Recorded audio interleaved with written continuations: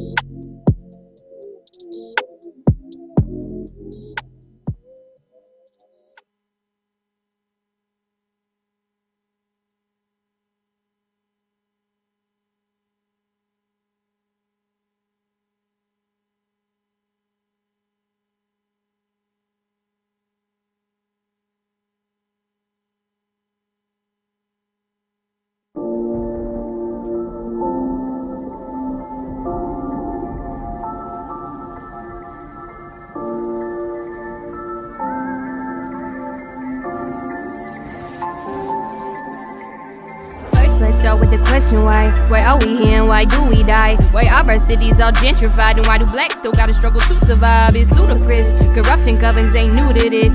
Started off when the plagues had hit and the bodies of the less fortunate started soaking on the royal furnaces. They stealing money out of everybody and all the single mothers' purses. It's a shame to me to see these boys out in the streets with slanging dope so they can eat while Senate waited on ends and be the same Senate that breathed poverty and gave that same dope to the teens in the streets in the 70s. So chew on that, just chew on that.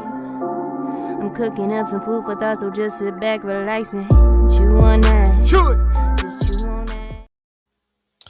Ladies and gentlemen, it's your boy Randy Chew, aka Mr. Chew on That, and you know we have another banging episode coming on tonight. But before we get into the episode, before we get into all that, you know who I am, man. I'm Mr. Slap Your Great Grandmother. If you see it on the mug, you see it on the mug. You know what I'm saying? Listen, today is Monday, August the 9th of 2021, and I am appalled and shocked at how many people are still sheeps in this society. They have literally drunken the Kool-Aid, ladies and gentlemen, and we cannot save all these Negroes. And when I say Negroes, I'm not talking social, economic, racial status. I'm talking about idiots. Anyway, for those who push hatred towards other human beings, no matter their skin color, size, race, weight, or other preferences, something is extremely wrong with you, and you need to look in the mirror and get yourself together. Listen, you know what segment I like to do when we come on this show. It is books, business, and current events. I'm going to start off with some current events real quick, and then I'm going to do my books, so that way we don't derail time for the sake of the topic. There was a recent study done. A lot of people don't know this. I will be releasing these documents to whoever goes to trueradio.net, becomes a member today. You will be seeing by Friday a new page that will be added on there called exclusive VIP documents. Only members of the website can get those. We have about 74 members on our website, so that's pretty cool. And I'm going to release that the FBI, along with 3 other alphabet agencies, have done an internal private investigation of the CDC and the medical reporting field to find out that in the United States of America, 4.5 million people have caught what they call COVID-19 and all the different variants and whatever else, right? But only 512,000 of them have died, and their death was classified as a COVID-19 death. But 80% of those deaths were falsified. Hmm. Hmm. And of the actual deaths of people that died, 75% of those were fully vaccinated with no underlying conditions. Hmm. Hmm. Ladies and gentlemen, I just want to throw the actual facts out there. I encourage everyone to go to cdc.gov and just read what they say about themselves. Just please, just read. I'm not inspiring you or telling you not to do whatever you want.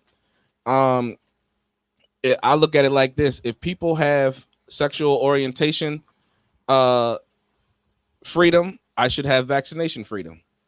I shouldn't have to get a card due to my choice. We are in a liberated country, right? So I have a freedom of choice, allegedly. So yeah. So that just blew my mind on the current events. Also, another current event that I want to talk about is that the the the wealth of black people in the United States of America went from 2.6 trillion to 2.9 trillion. Round of applause for growth. Round of applause for growth. But the rich got richer and the poor got poorer. Just wanted to throw that statistic out there for those who was looking for it. There's a serious issue. My heart is heavy because some events that happened over the weekend.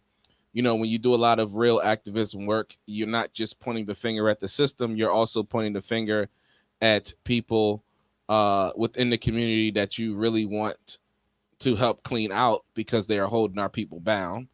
Um, anyway, it's hard, man, because you get hatred and you have to point the finger on both sides as well as your own self-reflection. Because first comes to the teacher, then the student. But students know that when the student is ready, the teacher shall appear. So if you feel like you're lacking mentorship, leadership, or guidance in your life, it's because you haven't humbled yourself enough to receive it. Anyway, moving on. Let's go to books and business, ladies and gentlemen. Everyone knows that I love to go to the website unitedblacklibrary.com.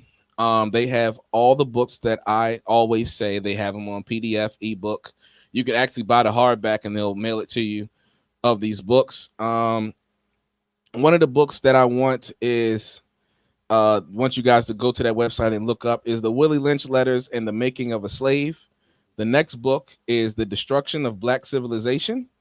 The next book I want you to get is the Federalist Papers, the New Constitution.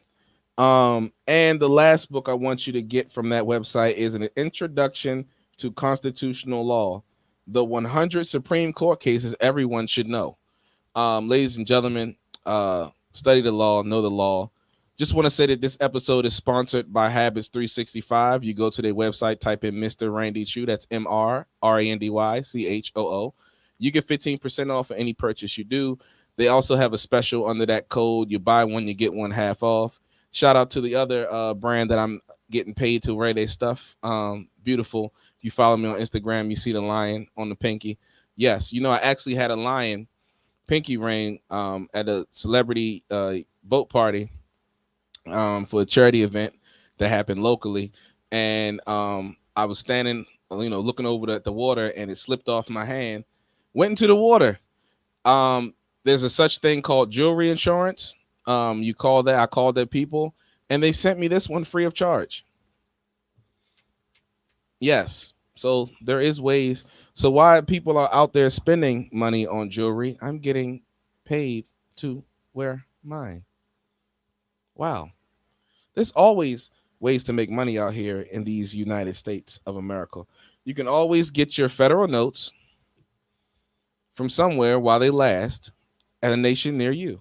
Um, Lastly, my big bro Zoe Williams is about 90% done with his book. Those who are actual authors understand the process can be strenuous. He's in the editing process. They're almost finished the last couple of chapters editing. Once it's edited, they send it off. They make copies of the book, and then they you can pick it up, bro.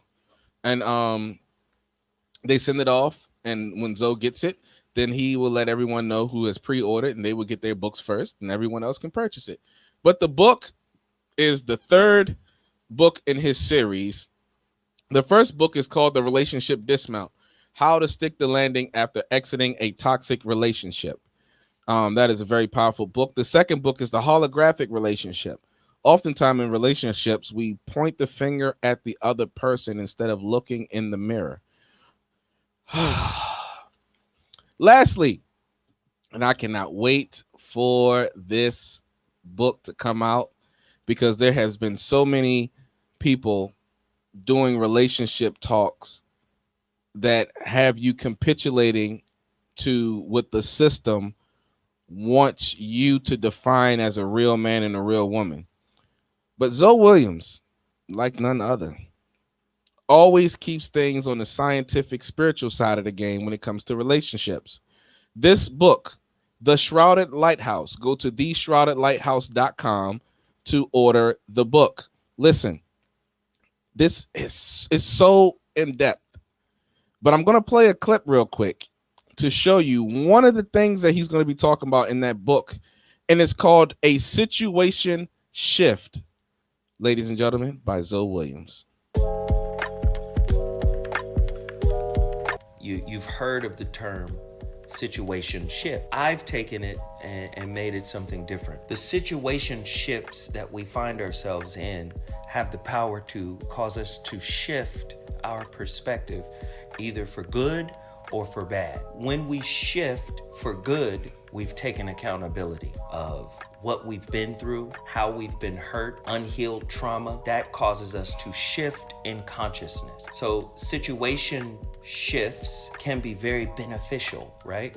If you're learning. Most people do not enter a relationship to find out what's wrong with themselves. Most people are looking for relationships to bring ease and peace, but that is only half of the coin. You're a co-creator of this relationship experience you're currently in, and that's why a situation shift has a... Yes, the situation shift, ladies and gentlemen. The situation shift. I love it so much. Anyway, listen, we are here, and I have a full panel tonight, ladies and gentlemen. You guys are really gonna love everything we're doing tonight. So without further ado, let me introduce the panel, and then we're gonna go into the next segment of said show. Obviously, the other host of True Radio, Mr. Grantastic. Hey, y'all peeps, it's your boy, Mr. Grantastic, a.k.a. Negro Suave, a.k.a. Smooth Criminal, a.k.a. Can You Chew Woo Woo? Can you chew woo woo? In Season 2. One more time, Can You Chew Chew Woo Woo. What? In Season 2. Who raised you?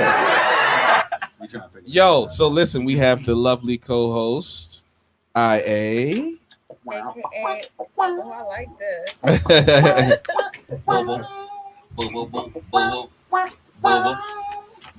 Quiet Storm. Succulent ribs and back rubs. That's it. IA, talk to the people. I'm happy to be back. Return the audience in the house. I got theme music now. You got theme music? Yeah. Nice. And I had Grantastic. Can You having a good turn it? time. Let me mute you. Okay. And I also have the former co-host of True Radio who comes and swings by from time to time to show us some love. And that is none other than Christopher J. A.k.a. Mr. Skirt, a.k.a. I ain't got as many names as them, so a.k.a. Mr. I'm him. Oh, snap. Listen, so tonight's topic is going to be a banger. I just want to say this that actually I'm going to save what I'm about to say because we're about to dive into a segment of the show that I love a lot. And without further ado, it's Chew or Choke. Oh, everybody, you know what time it is. It is Chew or Choke, ladies and gentlemen. This is where we give you topics and you let us know how you really feel. So, folks, you already know the drill. So, we give you the topics. You let us know if you like or agree. You're going to hit Chew. You can type that in the chat, follow along with us, or take a picture, make a little Chew or Choke sign, put that up as well. If you disagree or you dislike a particular statement or topic we bring up, you're going to hit that choke. All right. That's what it is about. So it's a chew or choke, where you can chew on that or choke on these topics. All right, ladies and gents. So it is lit. It's been an interesting week.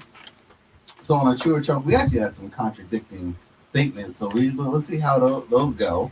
And we got some couple interesting relationship stuff. Some little psychological things as well.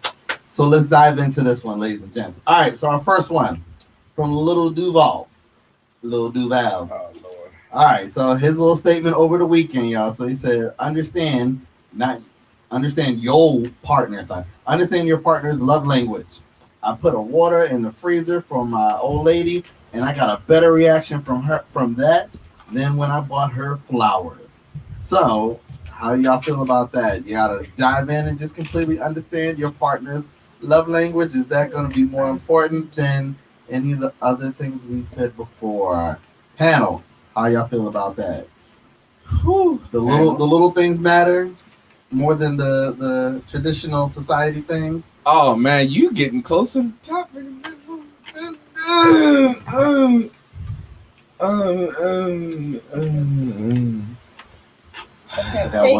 Can you repeat? So Little Duval was basically saying it's important to understand your partner's love language. Basically saying he put his wife prefers frozen water. He put that in the freezer. He said he got a better reaction from her out of putting water in the freezer than from buying roses as your traditional societal, dating practices. So how do y'all feel? Is it better to focus on the love language and the small details? Or do you still do those things that, like the roses, the chocolate, the diamonds?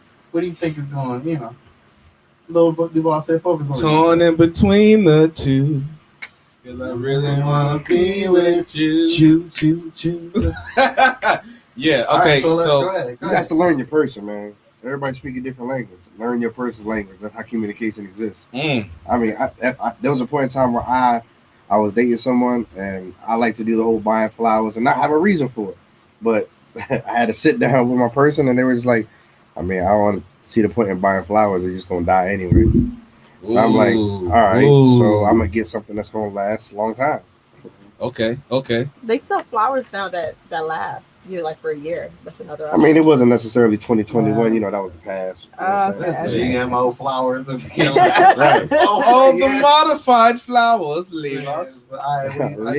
Did you say you were Cho guy? I said both because I think for me personally, I'm an acts of service. In case anybody's listening, take note. I'm an acts of service. Who was that? No, the big versus big stupid. I'm an acts of service individual, but I think all the above. The other term that people forget is I don't know if you heard love tank on full, which means yes, you have your primary love languages, but to have a full tank, all of those languages should be fulfilled, and it depends on your person, like like you said. But that being said, I think why limit yourself? Find out what your person likes, and then give them a little bit more. It's true. I say do both. It's the small things and the big things that count in relationship. I think we have been socialized to think it's either or. And I think to each his own. It all depends on what helps the relationship flow.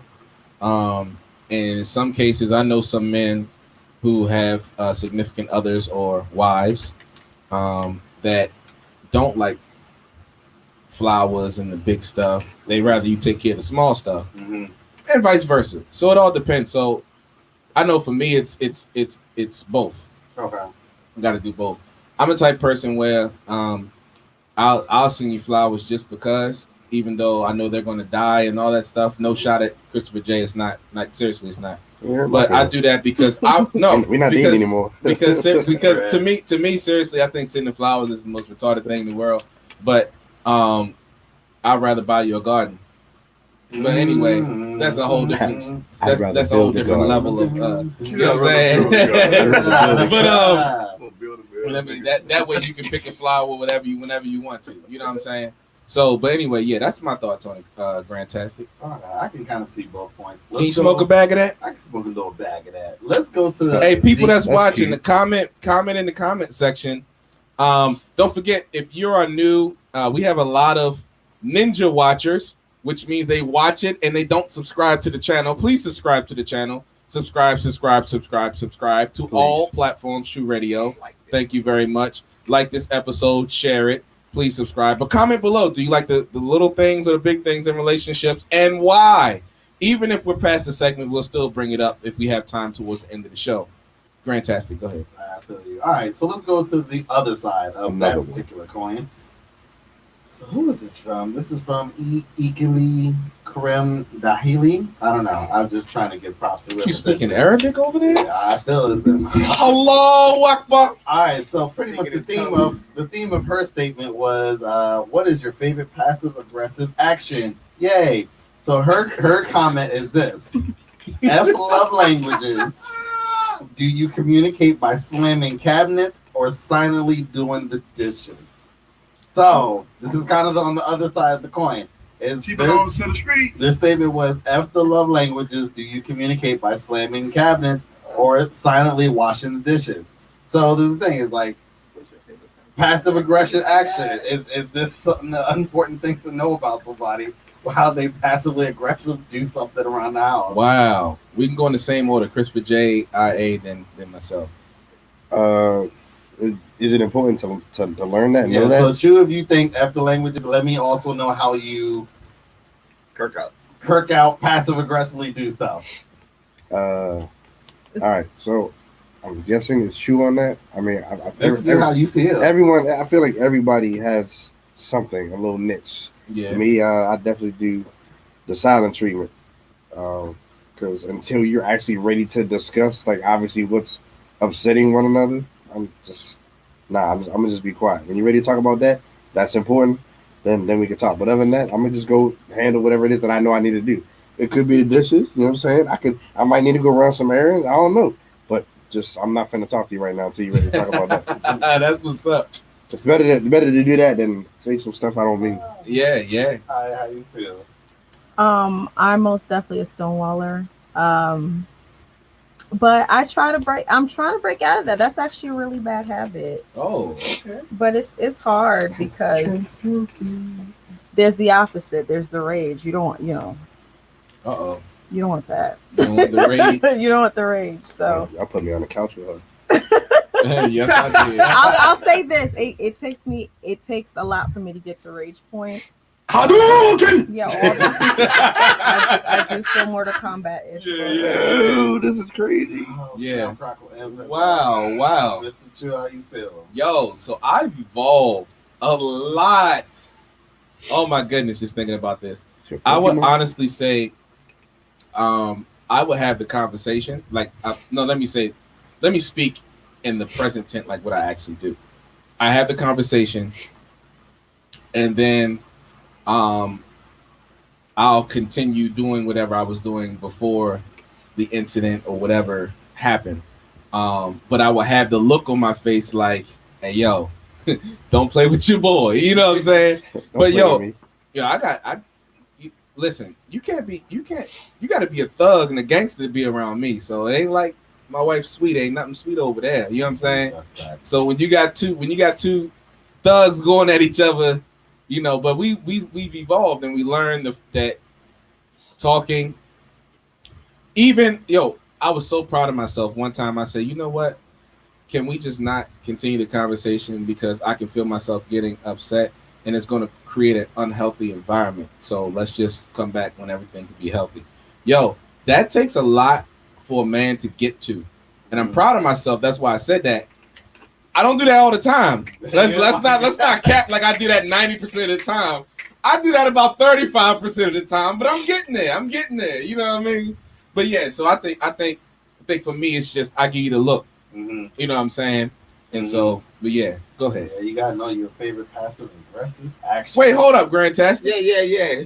You've been trying to get away with this stuff. Yeah, go ahead, talk to been us. hosting. Host you ducking with rep. your answer. You ducking rep. Actually, I do think it's probably it is important to know the passive aggressive action.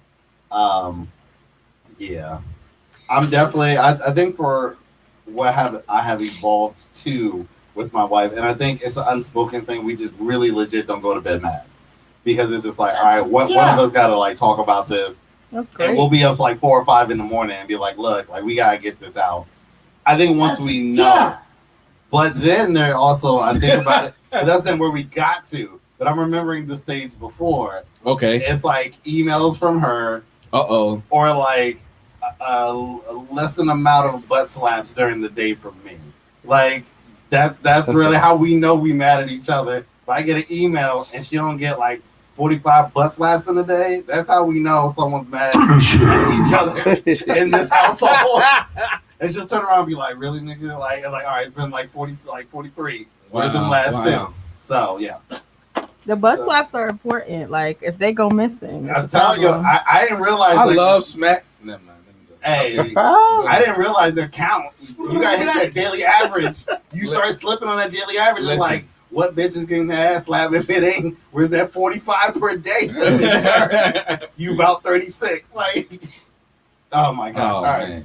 So let's go to this next one where let's put this back on. Fellas, we need y'all to pay attention to some things. All right, here. So where this come from? Sammy Always. I like the way you look at me. And Sammy putting out some heat, baby. Here's his statement of the week. It says, fellas, if you're talking to a woman and she does not ask you what color when she goes to get her nails done, she's just not that into you. What? Yeah. Again, I say unto thee, fellas, if you are talking to a woman and she does not ask you what color just be when she goes to silly get her nails done, she's just not that into you. Can we start over here and go this way real quick? Let's go. That's fine. That's female behavior. That's silly. For a man to like, that's too much, bro. It's 2021. Who cares about that? I care about if it looks good on you or not, but I'm just saying to like try to control it that much though. Like she can't have no type of creativity on her own and say, hey babe, I want to surprise you. Look at these. Like nothing. Like, no, you gotta go and get what I say you gotta go. Like who? Is he okay? Was he I turn on the nail. I don't get it. What's up? How you taking it? I think the whole statement is silly. People are silly. I'm very girly, so I'll be like, I'm gonna get my nails done. What should I get? So I think it's funny because like some of the macho dudes be like, "Ooh, get that pink," get that certain color. But as a suggestion, But can I ask a question? Yeah. Do you actually get the color though? No. See, that's what I'm saying. That's what I'm saying. I hate the answer. But I'll consider.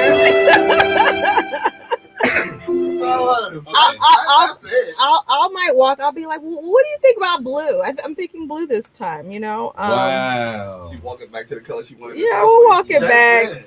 Wow. But I mean, I'll say this: it's kind of like a fun game to me because like I like seeing real macho dudes really get into like the nail polish color. Oh, you gonna do a design this time? I think it's more comical, so I'm really doing it for shits and giggles. Okay. Yeah. Christopher J, what do you feel, sir? I think it's a little over excessive. I mean, don't get me wrong. Y'all don't care. I'm a very attentive individual. Okay. I like what I like, you know what I'm saying? So if you are asking for my opinion, I'll gladly share my opinion. However, I'm not about to say no ill stuff like that as if I'm forcefully needing validation. If you don't let me in on it, then something's up. Nah, go get your nails. That's your smart time. Go do you, boo boo. Yeah. Now, if you ask me, really want to know what I want, Yeah. I'll tell you what color looks good on you. If someone pays attention. It sounds like kind of like you have moments where you're like, "Hey, girl, I think you would look. I want you to get this color." In those, you had those spontaneous moments. That's Am I reading what you're saying right? No, without question. I mean, and IA was, but it doesn't need to be obligation. Yeah, that's I feel like I'm being took this, y'all. I didn't think it that deep. I didn't think it was that deep. I didn't think so either. I think it's fun. But if someone needs that, that's a problem. I mean, if he's paying for it, it's still a suggestion. That's what I think, but that's how society has us so like mentally messed up. Y'all ready to fight? You know what I mean? Like it's just like everything is just like so deep. Yeah, but go ahead, Grandtastic. So, I mean, I'm the only thing is actually, something I mess with it. I chew with it. So I'm not thinking that deep into it, as I think y'all did. I don't, and Nelly I gave a point of which like, is she gonna do it or not? That part, that's what I'm saying. That part never happened. Like my wife would be like, "Hey, babe, I'm thinking about this color." All right, that's cool. That is when the conversation ends, and whatever color she comes back with is nothing we discussed, because when she went there, she thought she wanted the olive green and was like, "No, that's not the season. Let me go with this lime green." And that's the thing. I just think that if a woman even wants to ask you, it's just like a cute thing. I don't think it's not like, because at the end of the day, they're never going. I have never said, "Babe, I really think the plum is rocking right now," and she came back with plum. First of all, I never said the plum is not in the season. Second of all, it's just like whatever. She gonna do what she gonna do anyway. Right. I might go in with plum and walk out with turquoise. That's what I said. So that's why I think it was a cute gesture of like, just, it's like, oh, I just want to know if you're even gonna lie to me in like a correct way. Yeah. I don't even know sometimes. Lie to me in a correct way. That's gangster. I mean, that's it. It's like, oh, man, So you're admitting fellas do like to be lied to. Okay, thank you for coming. Like getting lied to. I just said that's the little game in that. Okay. Okay. It's about to get spicy tonight. Okay. Go ahead, Greg. There's just a couple of things that people say that they want, but there be some incongruence, I mean, that's cool. That's just little cat and mouse. Let's go to another game. All right. Okay. At the Kid Gooey. Go ahead, Sir Watson. It's okay. So here's another statement from the kid. It's okay. So actually, it's gonna bring some more spice. We're getting ready for that paprika right now. Okay. So his statement is, it's okay for women to shoot their shot at a man. Actually, women have more accurate shot when DMing a man than a man DMing a woman. So what? How do y'all feel about that? So he said it's okay for women to shoot their shot at a man. The end. Specifically, DMing. The end. Actually, women have a more accurate shot when DMing than a man has DMing a woman to sparking up a relationship. So, and also with this, let me add to that. Actually, no. Y'all want me to add what happened in the comments? Or you want to know that after? After. That's fine. Okay, we'll talk about the comments after. Okay, so how y'all feel about that? We're gonna go to regular. Actually, no. IA is passionate right now. Let her know. Then Grandtastic. Then Christopher J. Then I will go. What is this grooming that's going on in society? Like, when did fellas get so meek? And this is another way to Make be sure like, y'all comment below while she's talking. This is another way for fellas to be like, I can't take rejection. So y'all ladies, go ahead and take everything on until we say stop. No, I'm against that. That's against my 10 commandments and religion. Like, no. Wow. Shoot your shot. Shoot your shot. You want a feminine woman? A lot of y'all complaining about that. Shoot your shot. Wow. Christopher J. Oh, the number to dial is 516-531-9828. 516-531-9828. We are accepting callers this entire show. The entire show. So please call in. Make sure you like, subscribe, comment below. But the number to dial is 516-531-9828. We are accepting callers. And please comment below, like interact with us, because this is going to be some juicy stuff. Christopher J, go ahead. So in regards to the actual question, I'm gonna say chew on that, because he said is for a female to jump into a man's DM, is it more accurate than a male jumping into a female? Mm-hmm. You get a more accurate shot that way. What man, unless he is a homosexual, is going to turn down a woman going smack at him? Unless she's grotesque or 300 plus pounds, and if that case, then what she need to do? Nah, I'm not saying it. Cool. I have a question. Hold on, two more. Hold on, one more. Go ahead. Okay, Okay. go ahead. Go ahead. Ask my question. Yes. Are you taking that woman seriously? I don't see why not. Because You think that's generally speaking, you think most dudes will take that woman seriously, like without question. in general? Because what I also find, since we want to get deep, because I noticed that we like to get a little deeper than what the actual topic is. If that's the case, women, I feel like you got a lot of women that want to have like equal rights, or that women want to be in power. And the case, like I'm not gonna stop you from speaking your mind. If you like what you like, go ahead and let it be known. Now, am I saying you're gonna be the one to lead everything? Oh, no, not at all. But you verbalizing your interest, I don't see anything wrong with that. Now, the moment that an interest has been made, and then I go ahead and I exercise, okay, there's a mutual interest. All right, cool. Then we can go ahead and go tit for tat. At that point, it's going to be a learning thing. But just because you jump out there first, that doesn't mean anything. You could potentially could have saw me, and I didn't see you, and that's okay. All right, you want to respond to that real quick before we give it to Grandtastic? I'm sticking to what I said. I think that I've had fellas say, like, if a woman shoots their shot first, like, it's fun, but they're not taking that seriously. Like, they lose interest. I know guys were like, sometimes they can't even explain it. They lose interest. Like, oh yeah, she looks good. I'll bang her. I'll smash. Well, that how someone expressing an interest has nothing to do with their intentions.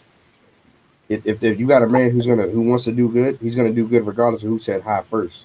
I hear you. I don't know. That means I don't your ears know. work. That's good. Okay. I mean, what my ears are doing and what's happening in reality are two different things. What's happening to other people? Or are we talking about you? Because People, I'm not going to categorize, so I'm not going to sit here and create a statistic. It's not happening to me. I don't shoot my shot, so it's happening to people. Mr. Randy, too, you have anything to add on the comment? I don't. I mean, I've been out the game for like 14 years, bro. Okay. You know what I'm saying? You're not here. All right. Yeah. But I will say this. That statistically speaking, that 17% of the men are the ones that pursue women, and 15% of the men are smashing 90% of the women. So there's a majority, blackdemographics.org research that has been done for over 30 plus years by black women, that have all the statistics of all the races, but they highlight black in there so you can see it. Blackdemographics.org, ran by black women. So the reason why they brung that into realization is that we've been socialized to accept people at a certain status level instead of the actual character and intention of their heart. And so that's why I've run that into play, because that's going to play a vital role into tonight's topic. But yeah, that's all I had to add. I do want to say one more thing, Miss I'm not opposed to a male. I'm old school, so I'm not opposed to the male being the one doing the pursuing. What I'm saying is the same way that we have to be understanding and be able to adapt to the changes. I'm not going to shift or change or act like I don't have an interest. If I see someone and they jump out there and they slid in my DMs, they could have noticed me, like I said, before I noticed them. And if I'm genuinely interested, I'm going to pursue. That's not going to change. I'll still do the pursuing as a man should. And I feel like that's you're bred from those principles. I'm still bred from those principles. But again, so you're saying that I'm not going to judge it from who said hi. So first. based upon the question that I'm trying to recollect, just want to make that clear. It's saying who initiates first contact. Yes. It has nothing to do with pursuit. No, it's just who's like initiating contact. Initiating contact. Okay, because that's what when he you. was saying like sliding into DMs is more like not really how the relationship's after, but the accuracy of like if a woman DMs a man, there's going to be more of a chance of a response back. I'm not going. That's probably true. That's probably true. Not to cut you off, I'm not going to cap. The reason what made me pursue Mrs. Curtis is the fact that she didn't come to me. I had groupies because I was in a celebrity status and was around a bunch of doing my thing, and I had a bunch of groupies, and she was the only one that never approached me, and I was like, oh, she different. You feel me? And that that really got my attention. So I'm just saying. I'm gonna say, like, no matter how many things, how much things change, a lot. You can call into the show tonight if you want to. a lot stays the same. So I feel like yeah, there's this new age thing and people are talking about equal rights, but let's keep it funky. Like we like a lot of the things that our grandma and grandpops like, whether things are shifting or not. Like I think some of us do. I think some of us who still have that have a foundation do. It's a lot of people, IA, that don't have the same foundations as the collective that we have in the studio right now. Like I've like doing like personal coaching of people and mentoring, and just like counseling and all that. Like I really am shocked at how many parents have failed. I will just leave it at that until later on in the topic. But it's been a lot of failure, and a lack of growth, because we live in a society today where everyone is okay with being a victim instead of a victor. And so they use the victimhood as a crutch to not grow or elevate or become the person that to have the character that they should. You know, oh, I went through this in my childhood, so this is why I do this to these individuals. No, that's a crutch, and you don't want to grow. Yeah. You know, that kind of thing. So I agree with both of them. Say what the comments say. Talk to me. Okay, so at Alicia, women should be able to shoot their shot, but some men are intimidated by women initiating a man. Whoa, so that was her what she wanted to bring to the conversation. Wow, I can't. I don't have an answer to that because it's only 3 things that has ever intimidated me in my entire life. So and it had nothing to do with a woman. So I can't respond to that. I wish some modern men would call in or comment below to talk about. I said modern men to talk about said topic. Speaking of the topic, the comments. Let's go into the comments of that particular post. Okay, go ahead. So I saw the post and I was like, okay, this will be good, and I looked in the comments. What I was surprised to see, actually, a lot of women said they actually DM'd or hit their husband up first. Whoa, what? Husband. Really? Yeah, a lot. Really? And one of those women was my wife. Wow. So, because like I said, I met my wife on a dating app, and she actually hit me up first before anything. Wow. I think that's different though. When you first said it, I was thinking like social media, but like on a dating app, it's like, yeah, that's to me kind of standard. You could send a like or say hello. Mm-hmm. I mean, I've heard it both ways. And that's and that's what I was actually surprised of the number of women who were in the comments of that particular post that said that they did the same thing. Even if it was just like, hey, how you were doing, and they were kind of explaining more as if it was like they said hello first, like what you said, Mr. J over there. And then, yeah, he pursued, he did what he had to do, but I said hello first. So I kind of see where like everyone's coming on both ends, but I do have to go with the fact of like, hey, women, if you want to shoot your shot, say hello first. I mean, it can work. Now, do you have to put on the weight on the relationship pursuit? My personal opinion is no, but that goes to that is to it is to and that's why I love having a lot of on the panel, because you get different perspectives that fit to a bunch of people. It's 7-8 trillion people on the planet. Like there's millions of people that agree with someone's perspective, like no matter what. And like I said before, to each his own. Yeah. Like you have a success story about that, but someone else might have a horror story. Right. And me, I was opposite. Yeah. And Christopher J and IA they have their personal experience with that stuff as well, and those personal standards with that stuff as well. But hey, at the end of the day, man, for me personally, I'm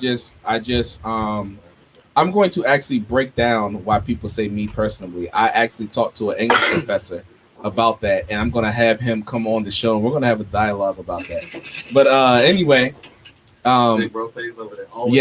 And I mean, he showed me some research all the way back to like the 1800s. Like, so it's some depth to why people say it. I still disagree with it, but I can't disagree with facts. I mean, at the end of the day, my feelings are irrelevant when facts are presented.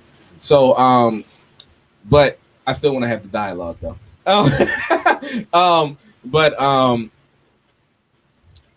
Yeah, to each his own, man. I mean, at the end of the day, time changes and so do people. Mm-hmm. You know what I mean? So hey, Message. that's all I gotta say. Any more chew or chokes or? That's it. I'm good. Okay. They're all out the chamber. Listen, what we're gonna do is we're gonna take a quick 2.2, and when we come back, we are going to dive into said topic that I'm not going to introduce right now because IA was the one who came up with the topic, and she's going to introduce it to you guys. When we come back, we'll be right back after this quick 2.2.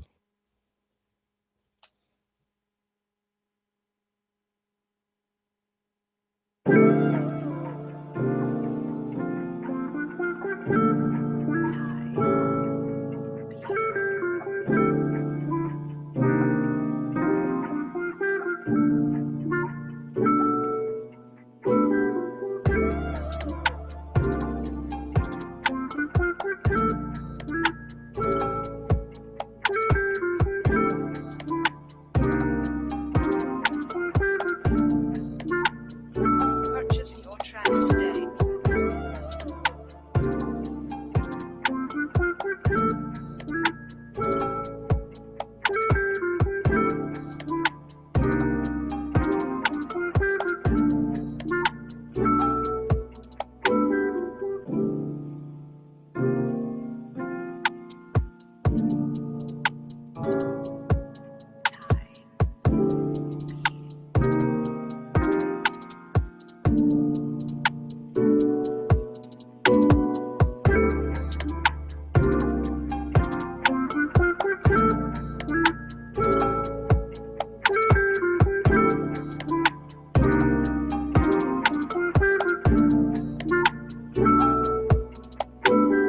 Purchase your tracks today.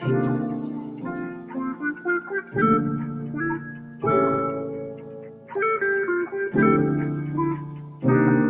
your tracks today.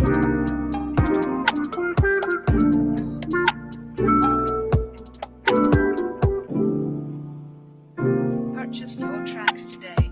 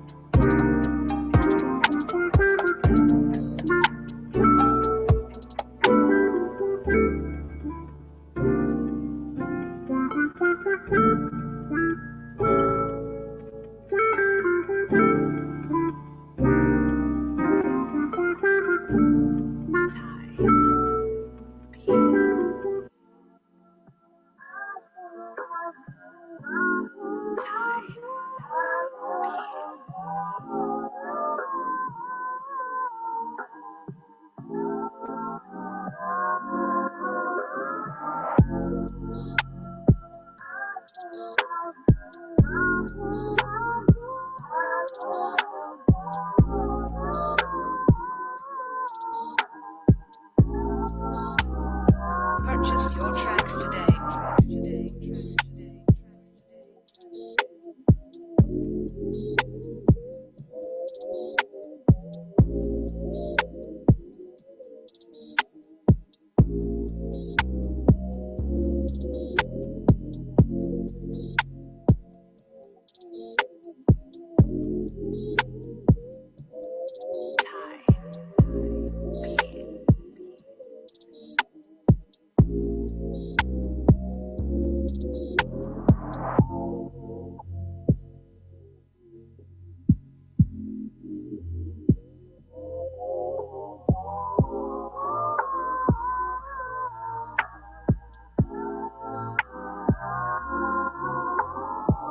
Purchase your tracks today.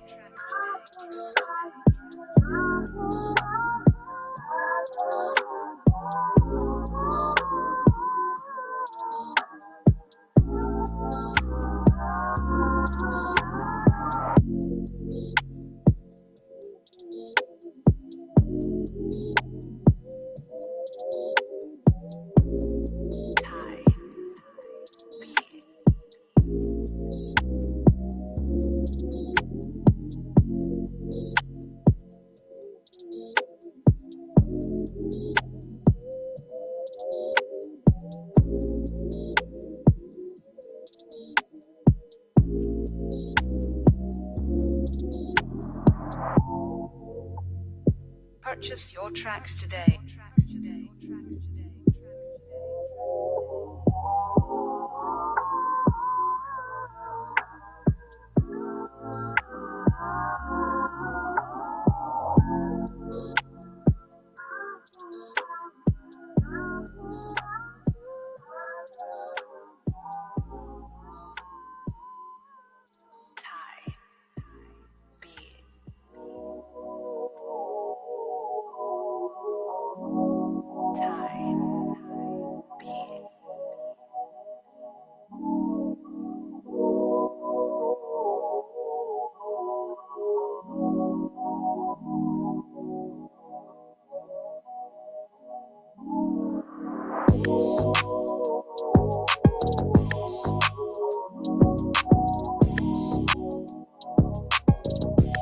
Purchase your tracks today.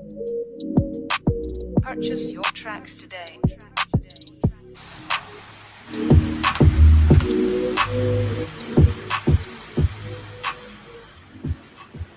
Ladies and gentlemen, boys and girls, little children, dogs and cats.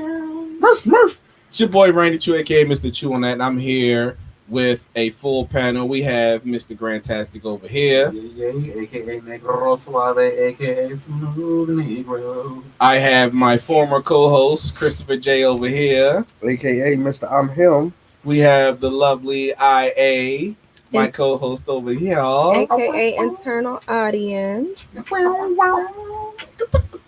Okay, so anyway, so listen, tonight's episode is sponsored by Habits 365. Go to habits365.com. Type in the promo code Mr. Randy Chew. That's MRRANDYCHOO. Get 15% off. Also, it's buy one, get one half off on any of the products on said website. Please go to chewradio.net, become a member there. Please like, subscribe, and comment on all of our videos on Facebook and YouTube. Please support, and share, like, subscribe to the video and to this video right here. Comment below. We also are accepting callers tonight. The number of the dial is 516-531-9828. 516-531-9828. Call in now. Ladies and gentlemen, my amazing co-hosts have come up with a topic for tonight's show, and we're going to allow her to introduce said topic. IA, take it away. Yes, tonight's topic is things to discuss before getting married. Are people having conversations still, or do people just osmosisly get married now? Wow. I have to ask the question because this came up. I saw this on social media, specifically YouTube, but I was just like, listen, I know I've asked these questions and I've been looked at like with three heads. So it's just making me wonder, like, how and when do people actually get here, and do they even get here? So, um, I'll just read y'all what I saw. Okay. Go ahead. Go ahead. All Mhm. right. So, before you get married, discuss bills, parenting styles, credit, debt, religion, how to deal with family, what beliefs will be instilled in your children, childhood traumas, sexual expectations, partner expectations, financial expectations, family health history, mental health history, bucket list, dream home, careers and education, political views, and whatever else comes to mind. Love alone is not enough. Wow. Does it take all that? What do y'all think? Whew. Go ahead, Yes. gentlemen. Yes, very much so. That was an extensive list. I just happen to have that in my phone as well. So yeah. Okay, Yeah. okay. Check. Yeah, that's muy importante, as Negro Suave would say. Um, and a lot of those actually do tie together. Some of the bigger ones would be like, parenting styles, having children, and then you tie things into that, such as your mental health history, trauma, because are you going to be passing that stuff down? You want to talk finances? All right, cool. We talking generational wealth. Are we going to be breaking generational curses? So identifying these things within one another are going to allow you to be able to, again, break generational curses, build generational wealth, and actually have a better long term and more flourishing marriage. So you have to identify. Yes, love alone is not enough. You may feel great. This person makes you feel good. You love them with all your heart, but are you doing the work? See, I think that before Mr. Grantastic responds, I think that we have not been taught, number one, how to properly choose a spouse. And before I dive into that, Grantastic, go ahead, respond to IA's I just question. think people just need to learn how to have conversations with people. Ooh, Because just honestly, if you go down the list of that, those things should have the ability to come up in conversation and not be an interrogation of like, all right, hold on, I got my checklist on this date of the questions I'm going to ask you. More or less, if you're able to have conversations with somebody, a lot of those topics come up. Also, this at the same time, it's a time for when they need to come up in a relationship. Like some of those things are when you're in an actually long-term relationship. And it's like, have fun with the person for a couple, like for the first, dates and stuff like that. Get to know them, who they are. Okay. Some of that stuff is going to just pop up. Okay. So you don't think those things should happen before, like, even a relationship ensues? You think they should wait later until, like, maybe they got hot in the pants, or they're drunk off of, you look cute, I look cute, we just gonna ride it out? No, I mean, I think it's just first of all, everyone meets a person in different situations. Like I've met people who got married and they met in the club drunk. Like it was the first time they met each other. And they still married to this day. Yeah. And I hate the fact that that's how it's a really bad day. Let's not focus on the anomaly to the matrix. That's what I'm saying. Let's so focus it's on just the like matrix. I'm saying there's a spectrum of how people meet each other, right? Yeah. But I think also at the same time, they're just things that because you and your wife are definitely an anomaly to the matrix. Just wanted to throw that out. I go get ahead. that. I get that. But there should be things that should be able to come up in conversation. That's true. Without and I think what people are doing that's a little too serious in the dating world is like they're bringing their checklist. Like they come to the date like this, and like yeah. And it's just like, yo, like, can y'all just talk to each other? Yeah. Like, have a good time out, and can you enjoy like the first couple of days? Just enjoy each other and just talk. It'll come up, like Christopher J, I saw you was kind of. Go ahead. Yeah. Because I can see where like most of you guys were coming in regards to when does this stuff get discussed. My belief is that this list that we have of things that need to be discussed, why are you not working on them during your singleness?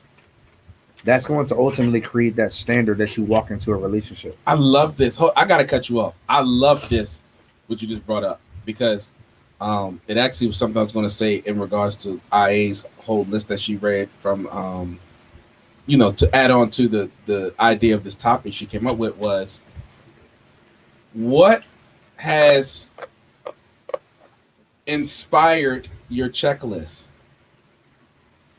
What is the inspiration behind your checklist? Because a lot of times we're inspired by Disney movies, this idea, this whole fantasy that everything's going to be blissful, like Frozen. Like you're going to have this dude that's going to come and just love you through everything the first time he looks at you, and you have this chick that's like super chick. You know what I mean? That no matter how horrible of a man you are, she's always going to be there. Like, what inspires the list? Is it parents? Is it society? Is it experience? Or is it wishful thinking? I have 3. Okay. So I'm blessed to say that I come from a very married circle growing up. Like the norm was to be married. I probably had different than some people. Like the standard was to be married. So I got that example. And also like half my group, I would say, is married. So I got like real time, like real life happening. And I was constantly getting fed like, Nelly, make sure when you're IA, make sure when you're out, you know, you're asking. I know I messed up. Thank you. You covered me because you're gonna yell at me after the show, but now you're saying you did it too. I was taking notes. You know, I was taking notes on what happened. All right, I did it. I can't yell at him after the show. So yeah. So I was getting like at one point in time I was getting real life situations from like friends and family members of like they just are hot off of their fight and they're like, listen, if you don't ask for this, you're gonna have real trouble when it comes time. So it was at that point where I was coming in with the interrogation, like, listen, how do you handle when? I get it. And it was getting actually so insane. Like I was just eliminating folks before hello could really happen. So I was just like, okay, this is not gonna work. The other inspiration of my list has been experience. As you meet different folks and you go on, it's just like, okay, you didn't think of this before, but this is something to check out and consider. And then the last thing is like, yeah, you go through some socialization, and we take on other people's stuff sometimes, and society does kind of shape a little bit of that, Yeah. Grantastic, you want to say anything? Man, it's just I really wish the dating world could just be like people could just experience one another, and just kind of just and leave it like that of not really. And it's not easy, and we all do it, and that's the thing is the difficult part because this is very wishful thinking, but just kind of like enjoy, just like grow and definitely evolve yourself. Like that should always be your focus. Correct. When you meet people, like just have a good time, and then try to get to learn people, opposed to like questioning them, because it's just like the more you kind of like watch and observe, there's a lot of things that I think people don't realize you kind of just watch and observe about the person you're with. And then also at the same time, it's like, if this is someone you're going to be in a long-term relationship with, there's going to forever be evolution. You're never going to like get to a point where we're like, we're good, we're going to be this way forever. Like the woman I married isn't the same woman today, and that's good. Actually, I can tell she's married to me because she's starting to act and say things like that's how I just like the other day. I was like, yo, babe, you've been married to me way too long. I want to say that Zoe Williams' second book, The Holographic Relationship, it talks about how relationships are a highly reflective school. Mm-hmm. So as you evolve, so does relationship. Mm-hmm. I think choosing a spouse should be a trade, like how they have trade schools, mm-hmm. or life skills that should be included. And I say that because when you're dating someone or you're going to pursue someone, you have to realize that your triggers are dating. Mm-hmm. Mm-hmm. And your triggers are there to date one another, to rise those issues to the surface so that healing can present itself. Yeah. But what happens, we've been socialized to think that once the triggers come up, I need to cut this person off. Yeah. Mm-hmm. You know what I'm saying? Yes. So what do y'all feel about that? Which takes me to one of the I feel like a key component for a successful relationship is conflict resolution. Yes. You're a fool if you think that you're going to go through your relationship and or marriage without conflict. Yeah. If there's no conflict, you need to question. Yeah. Oh, talk. Hold up. Do you think people still know? Bring it back. Bring back. Okay, sorry. We got. That's old school Chew Radio.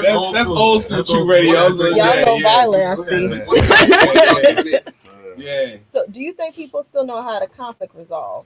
No, they don't. And the reason, that's where cancel culture comes in. Because we don't resolve, we just cancel. Because I'm thinking from the time that I've finished college to now, it baffles me sometimes where there won't even be conflict, but there'll be more like we went from having fun to like, all right, let's talk about some serious things. And the serious things aren't even like, they're not even as deep as this.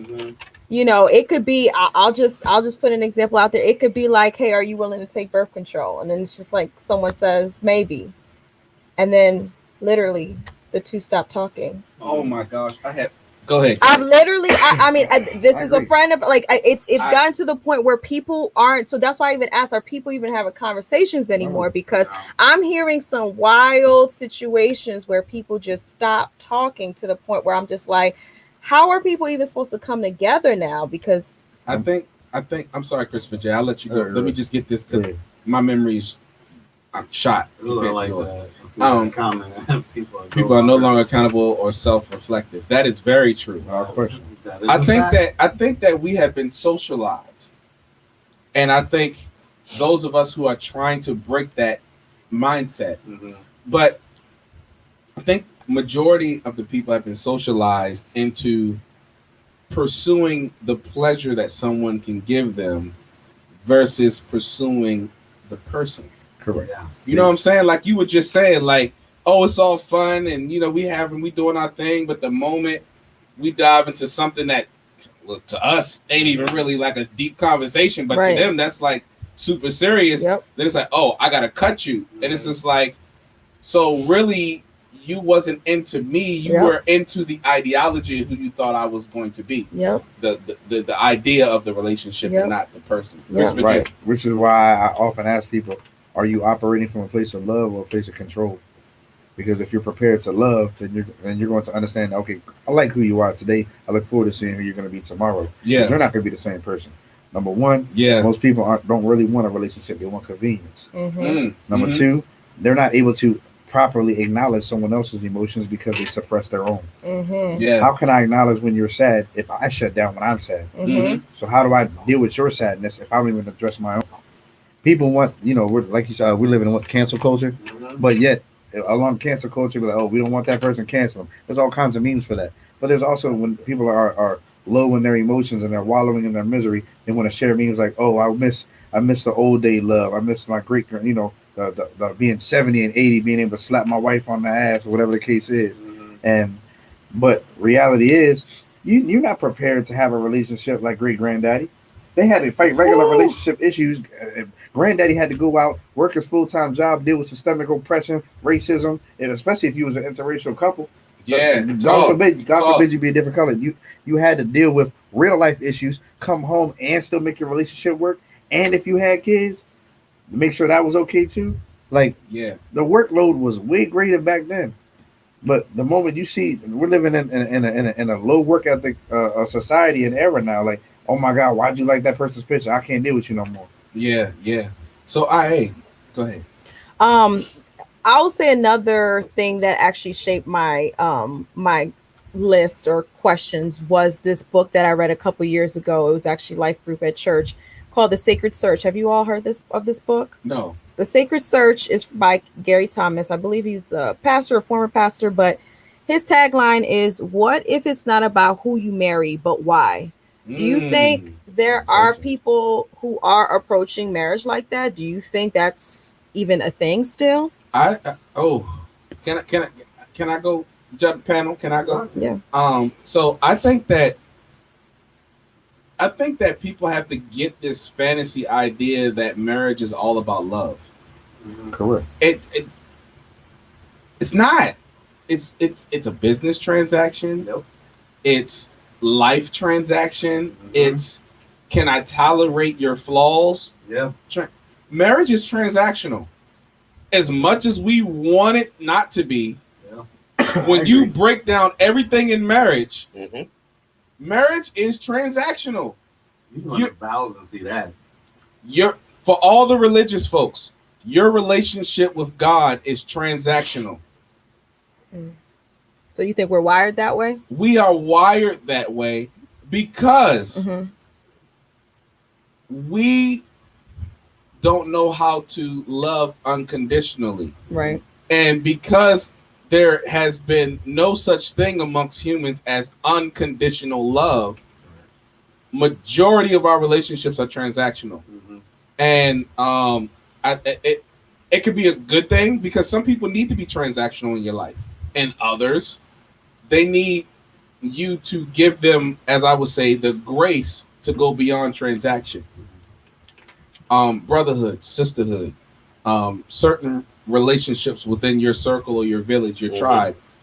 Some of those relationships can go beyond transaction because there's a foundation of respect and honor that sets there. And respect and honor pushes away transaction because it's not about what you do for me no longer. You've already done enough by your respect and your honor. Yeah. But that respect and honor is still transactional because I have to have a certain character development in order to get that from you. We haven't been trained on any of this. You know what I'm saying? It's, oh, she got nice butt. She got big breasts. She looked good. I want her. Oh, he got a big bank account with a bunch of federal notes. I want him. And it's like, what substance do they bring to the table? I'm sorry. Go ahead, Phantom. Yeah, no, because that's the one thing that was just like, that was a lot to really follow. I know, I'm sorry. Like, I'm just not even going to sit here and BS and lie. Hey, blame IA. She came with the heat. So I just, So I have another question. Did you have something to say? Why do you think we don't? We're hearing a lot of like parents failed us, and we don't know how to really move in these situations, right? I mean, the reason why we are here is two people did have to come together. Yeah. Whether you had a donor, whether there still was a relationship in a sense where two things had to come together to have you. But we failed ourselves. What do you mean by that? We have failed ourselves, and what I mean by we failed ourselves is all this stuff, parents, society, our programming, our conditioning, all that is valid. Yeah. It's true. You can't ignore it.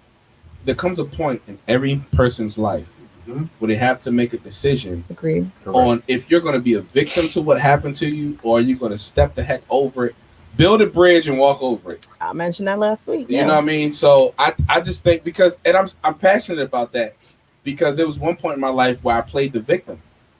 Oh, woe is me. This is going on. And this person did this to me and blah, blah, blah, blah.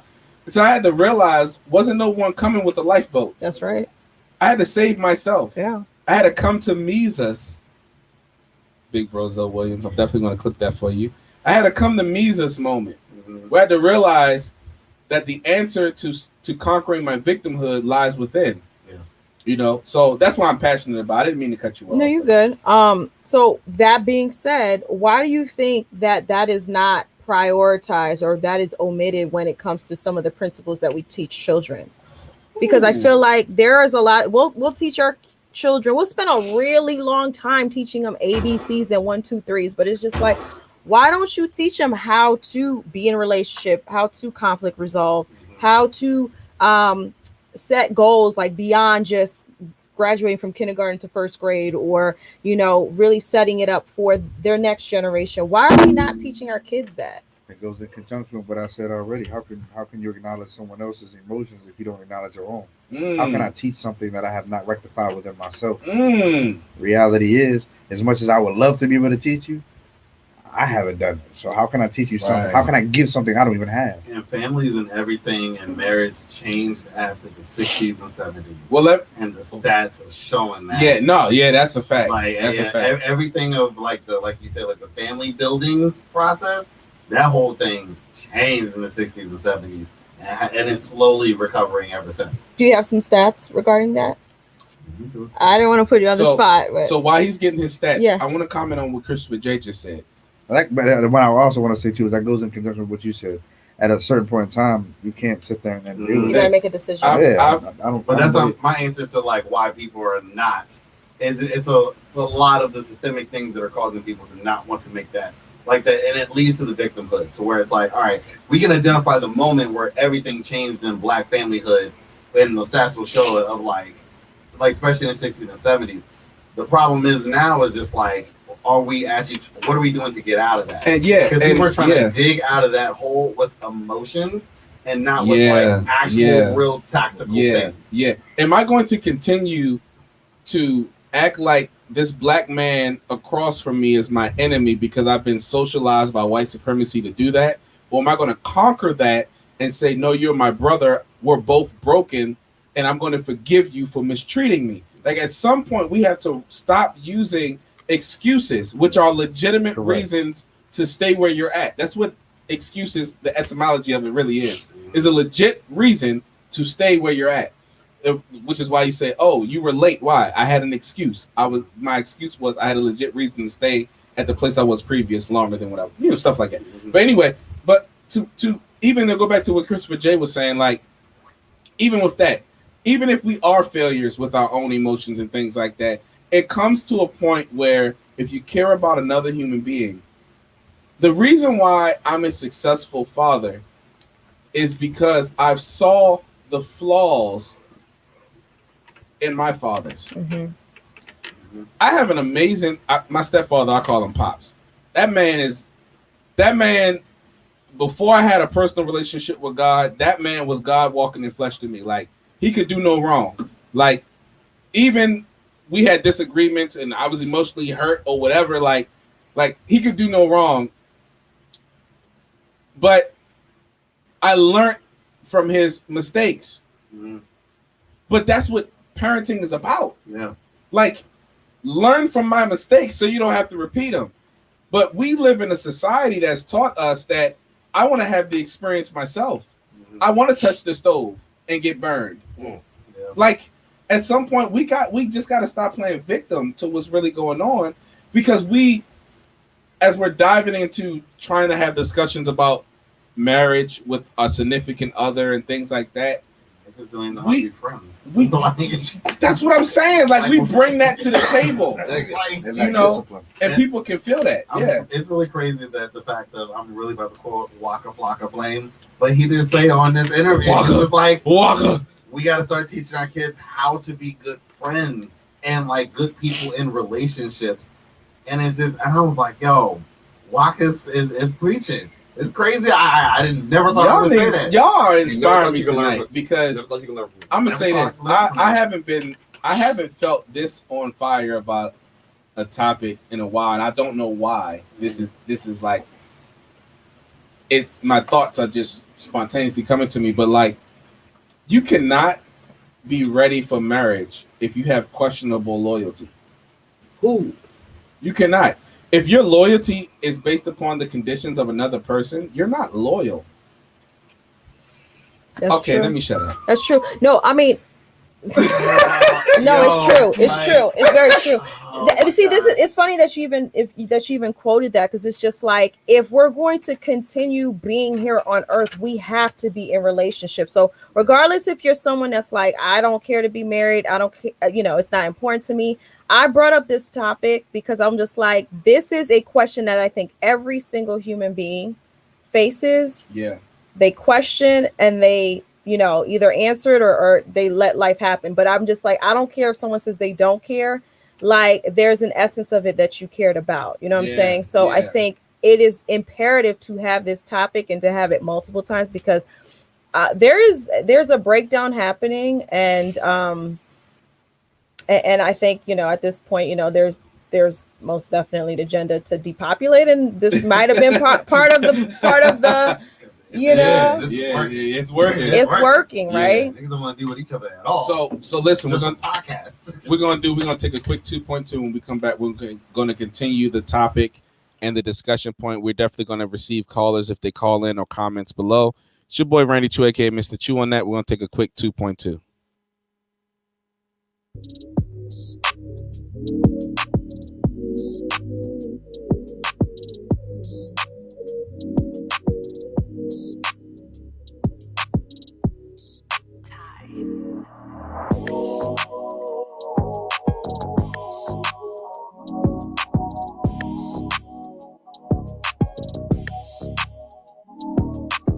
Purchase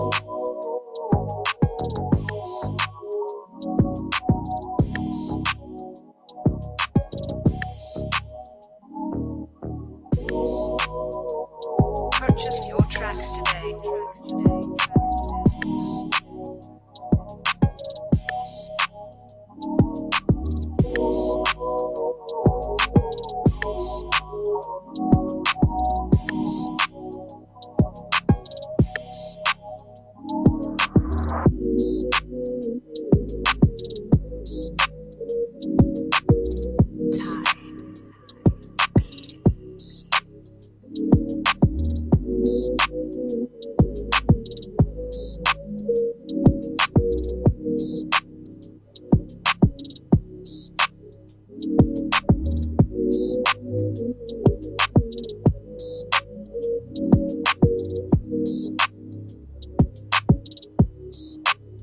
Purchase your tracks today.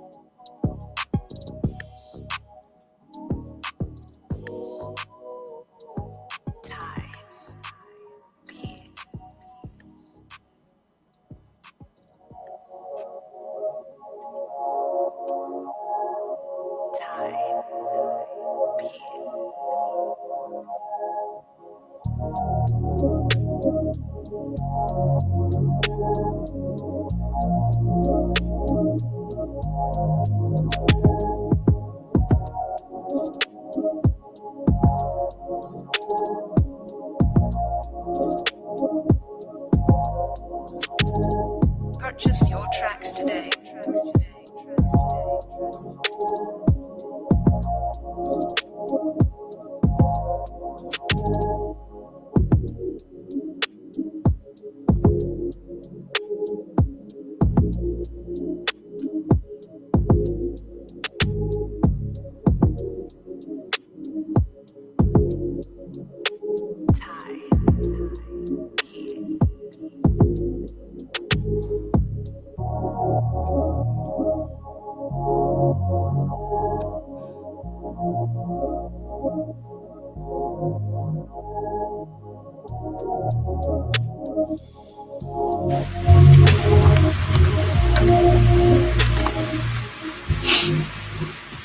Ladies and gentlemen, boys and girls, little children, dogs and cats, your boy Randy Chew, aka Mr. Chew on that, and you know who the panel is. We just added someone else to said panel.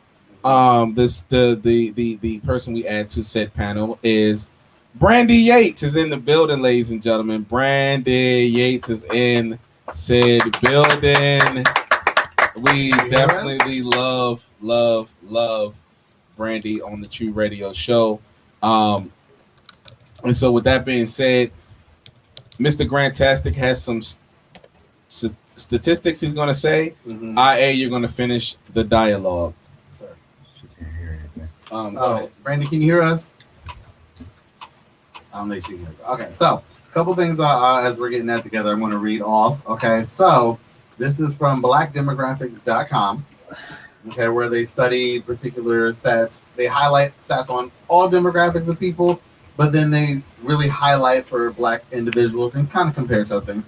But these are some particular things they highlighted using the census information over the past 40, 50 years. Okay.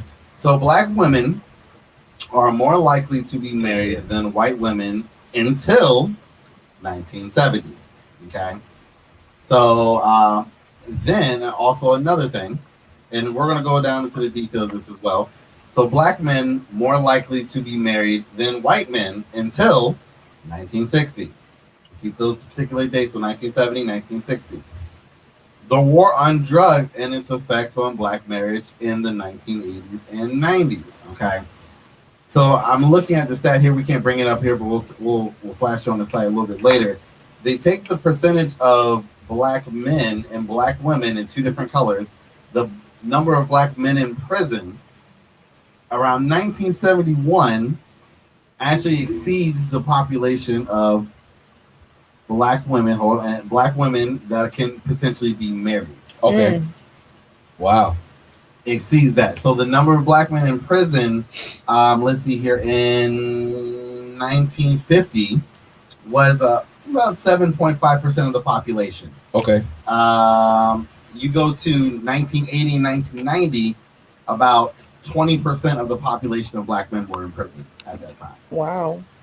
So and so they highlight just particular things in different areas, different metropolitan areas, about just the working percentage of black men and black women, and just who actually is available for marriage. So these are not anything else, but just these are just specific stats on who are available and who's affected by marriage at a particular time, which was 1970 and 1960, is when the percentage of potential people that could be married completely destroyed and distorted.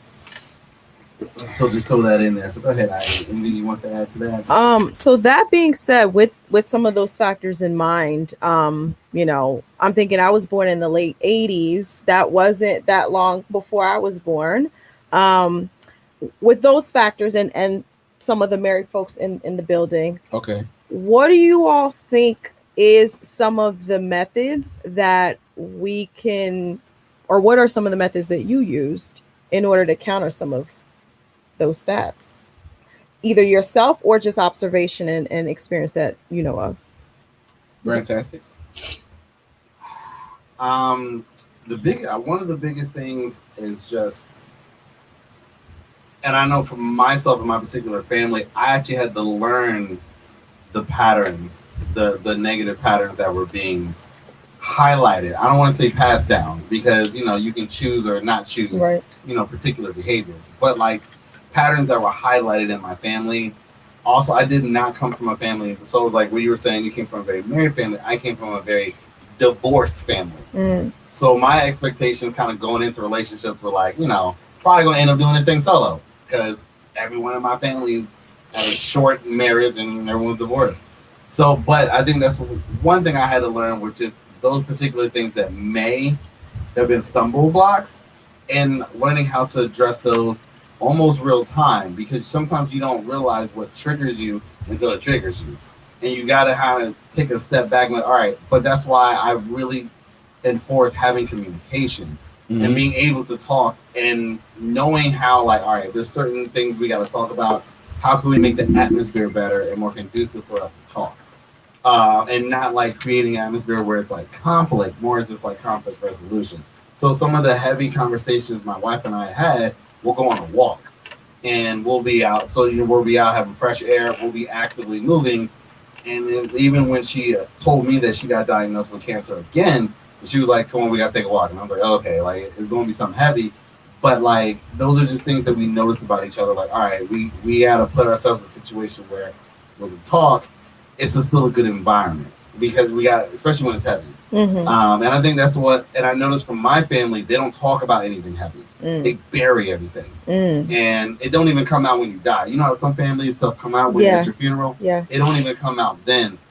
So that's why I had to learn, like, okay, I got to actually talk and flush these things out, because no one in my family does.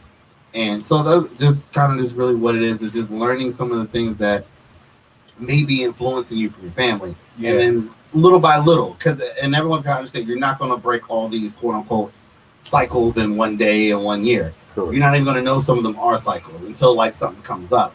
But it's just how you attack those things and just address them. Just don't let them go undone, because a lot of people and a lot of families let that happen. A lot of undone, hide it, don't handle it, you know, and it's an ugly thing, and it always leads to adding more conflict at the end of the day. Wow. You want me to answer, Christopher J? Well, I asked the married folks, but it's fine. You have something you want to add? I mean, consider I'm not married. However, there did come a point in my life, and I'm gonna be a little transparent, where I had to like pretty much G-check myself. So at one point, you know, I was living my best life, if you want to call it that. I had my little hoe phase. I think that 90 seconds. I had a little hoe phase while in the military, and I was just, you know, ragging and dragging, whatever you want to call it. And I would come home from the military sometimes. Mind you, a little, you know, tidbit. Me and my father, we don't have the best relationship. I didn't necessarily have the best role model. My stepmom and my father are married, so I've seen what it is for people to be married. But not necessarily functional or healthy. Correct. It wasn't a healthy marriage, Mhm. right? Okay. Those are two different things. Correct. Not seeing marriage and then seeing unhealthy marriage. That's a whole And I right. witnessed all of that in being in a married family. Right. So to come home from the military, and then mind you, like I said, me and my father, we don't get along. Mhm. But for whatever odd reason, the only times that we do get along is we're basically exchanging stories of unhealthy behaviors. So when I got to the point, I'm like, all right, cool, this is great, sipping, drinking and having a glass of wine and talking it up and exchanging stories. And all right, now what, Pop? Show me how to like grow up now. Like all this time, I used to, my father used to beat me and always tell me to man up, and it took me a long time to realize you never showed me what that is.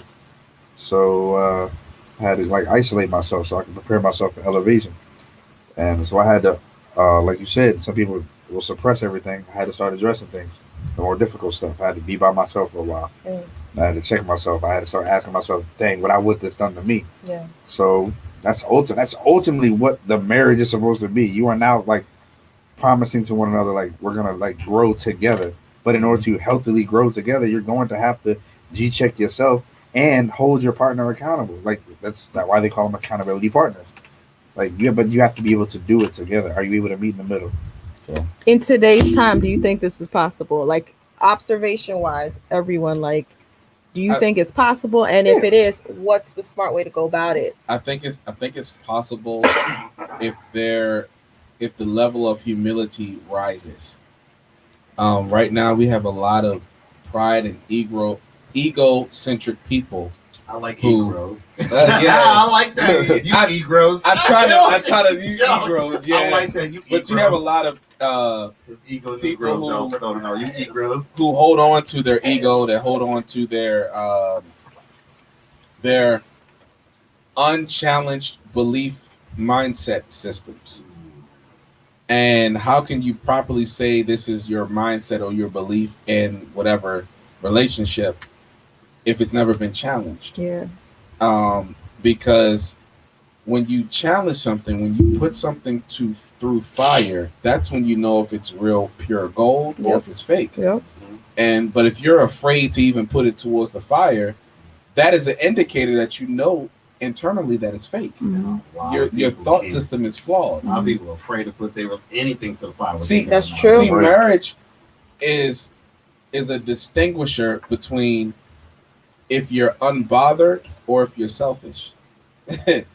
Because it'll come out when you're in an intimate relationship and you're living with one another. It literally shows I'm unbothered in a sense of I can cooperate with this other person in my personal space, or it'll expose how selfish you really are. And a lot of people run from the conflict. We got to get this out of our head.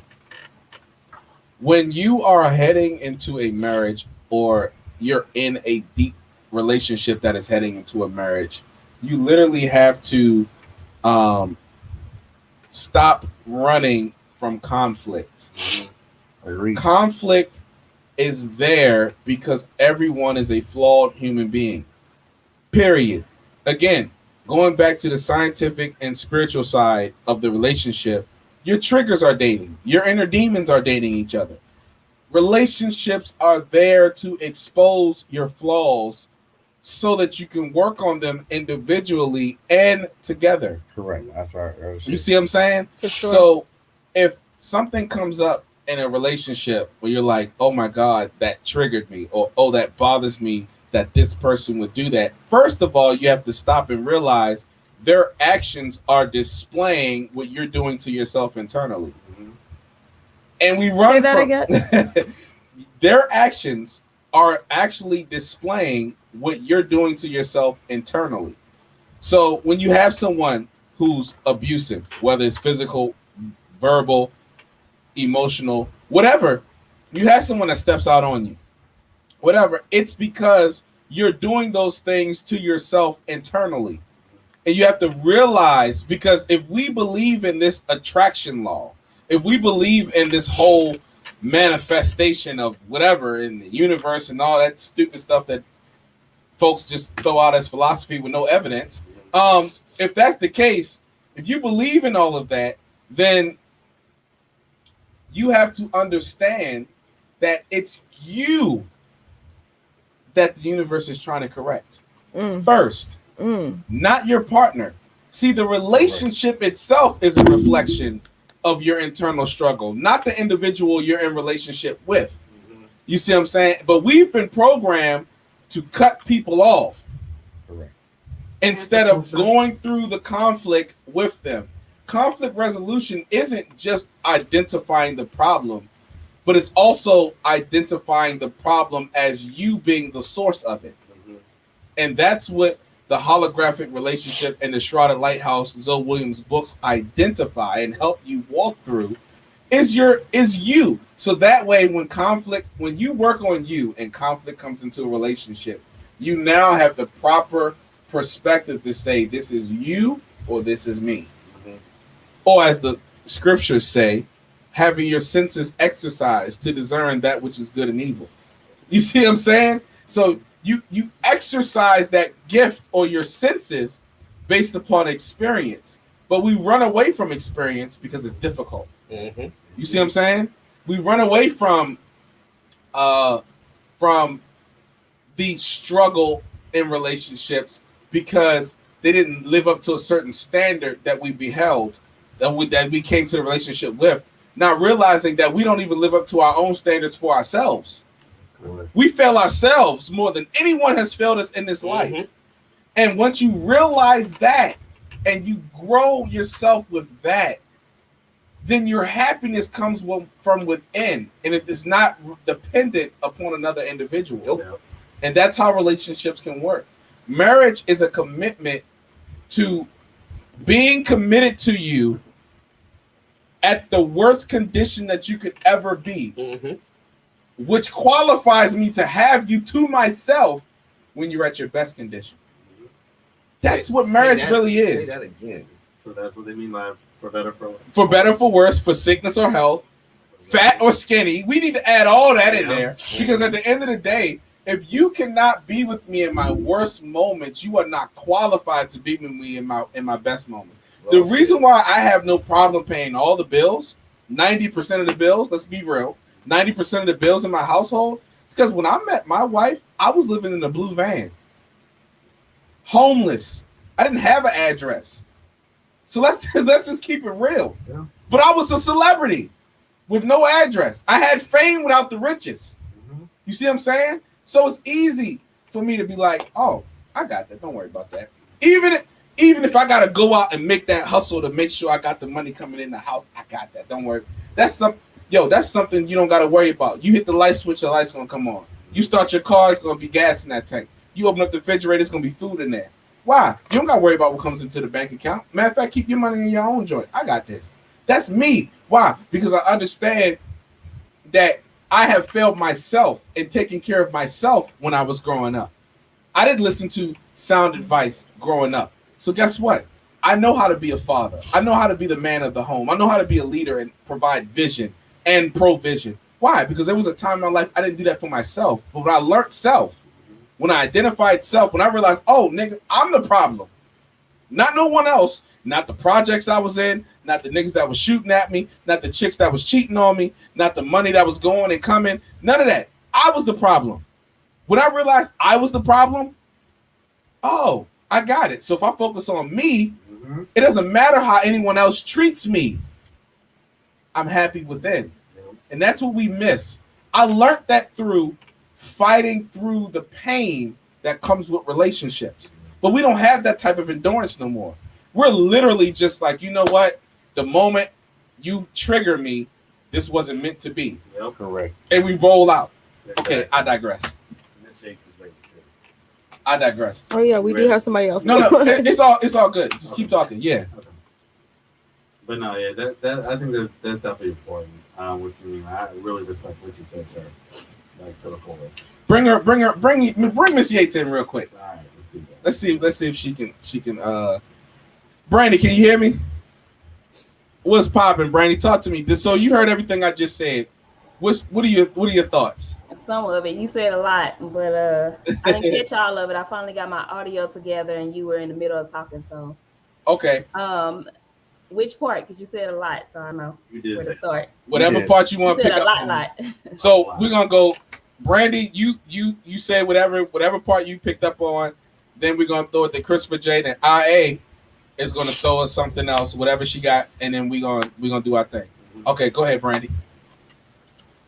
I mean, I just want to say that I agree with the accountability part. You know, a lot of us we do when we're mad or we're hurt or we're triggered, we tend to blame other people versus looking within to see where we went wrong, where what we did to contribute to the issue. I deal with this with a lot of women. Uh, they try to, I guess, blame the men that they have the failed relationships with, but then I have to tell them if it's different men, a bunch of different men that you're getting the same results with, they're no longer the issue. You are. Oh wow. So you need to figure out what the issue is, whether that's you may not even be cheating on them, but you're choosing to pick the same type of guy. So at that point, you're the issue. It's your fault. You need to go figure out why you keep picking the same type of men. Mm. Mm. Panel, what's on y'all? I actually agree with that. It's no different than a simple science equation or formula. You got your variables and you got your constant. If you got all these different men, those are your variables, and you're the constant. You might want to dress yourself. Uh, but Hey, slap his shoulder, yo. Slap the shoulder. Yeah. Okay. Yeah. But Okay. back to the accountability thing. Like I said, I had to go through that. And in regards to that thing that you're doing to yourself internally, that statement you made. Yeah.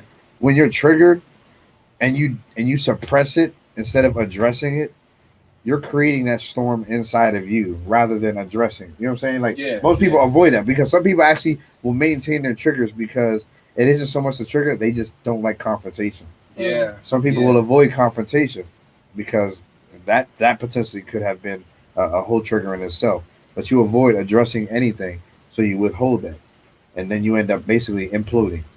So you self destruct, which falls in the line of self sabotage. But in regards to having accountability for yourself, you have to check yourself. However, you need to make sure that you give yourself the necessary compassion for yourself. You don't have to beat yourself up all the time. Yeah. Address it, but have that compassion for yourself. And as a man, I have to do this because if I have to hold myself accountable first before I can try to hold my woman accountable. And the same compassion that I have for myself, I need to have for her as well. Whoa. So that I gotta cut you off. Do women have the capacity to show men compassion when it comes to them dealing with their emotions and working through it if they're in an intimate relationship with a woman? Like, it don't have to be marriage, but they're deep in a relationship and the guy's like, you know what?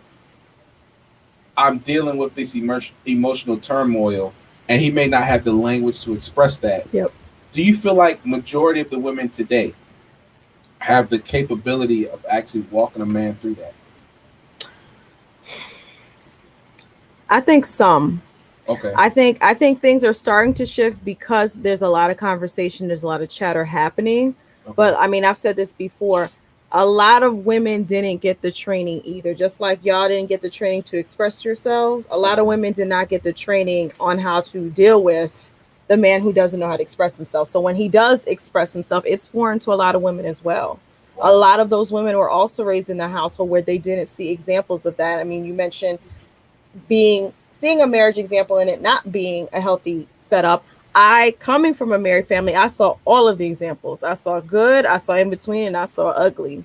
And so I picked, those are also where some of my questions came from. But yeah, there were things, like I said, even a couple years ago, it clicked for me like, oh, that's sensitive, or I didn't know that would even hurt you. You know what I'm saying? And I'm still learning every day. So I would say, yeah, that's a evolving thing too. And like you said, being compassionate. So you might, from a woman's perspective, being compassionate and allowing grace for your man is imperative.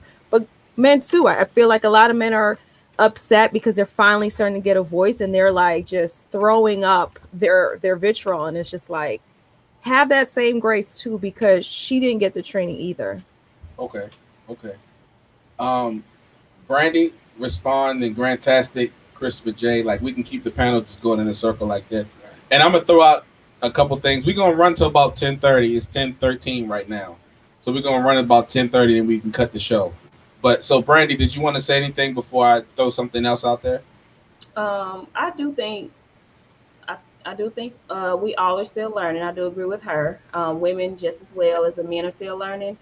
Um, I do believe we have the capacity or the capability to do it. From my as a life coach, a relationship coach, and this is just from my standpoint of what I have been witnessing. Although they have the capability to do it, they're not doing it, and they're purposely not doing it. They're choosing to not do it because of their. I'm gonna take it back to what you guys just said because of their triggers. And so they are using their triggers to stay a victim. So what I tell a lot of the women, your triggers, and this goes for men as well, but I deal with a lot of emotionally unstable women, so I target them a lot. But I like to tell them, like, your triggers is not my responsibility. Your triggers is not nobody else's responsibility, is yours. So at the end of the day, no matter what has triggered you or who has triggered you, you are the one who's responsible for how you're going to respond. You're the one that's responsible for, you can't say, well, give me grace because I don't know, when you're not giving grace because you don't know. If that makes sense. Like you can't expect someone to understand you when you are using your triggers or your hurt to be rude or mean, to other people. So Okay. And I think that's what cancer culture is taking away is that grace to learn. Yep. Like just across the board, because it's like if someone says something not even mean or Yes. hateful no more. Yes. If it's just not You don't agree with it. agree with, yeah, all of a sudden we gotta throw you in a trash bag. yeah, And it's like, but what's also ironically, that person never learns your perspective because you just cut them and You throw cut them them away. off. So Yeah. that's the one thing I never understood about cancel culture, because you're canceling people because they don't understand you, and you never give them the opportunity to understand you. So I think you just kind of contradict yourself with that. But yeah, but definitely that grace and for yourself and for the other person. But I think also at the same time, it's just like it's got to be intellectual grace. Where I think there's some parts of where. So and actually, this was one thing I almost was going to present for the Chew or Choke. But it was this one lady, Yala Rosa, who had this one thing saying, "Are you healing or are you intellectualizing your pain?" And when it comes to psychological terms, Hold up. Say that again. Explain that. so are you healing or are you intellectualizing your pain? What does So that mean? I used to do that.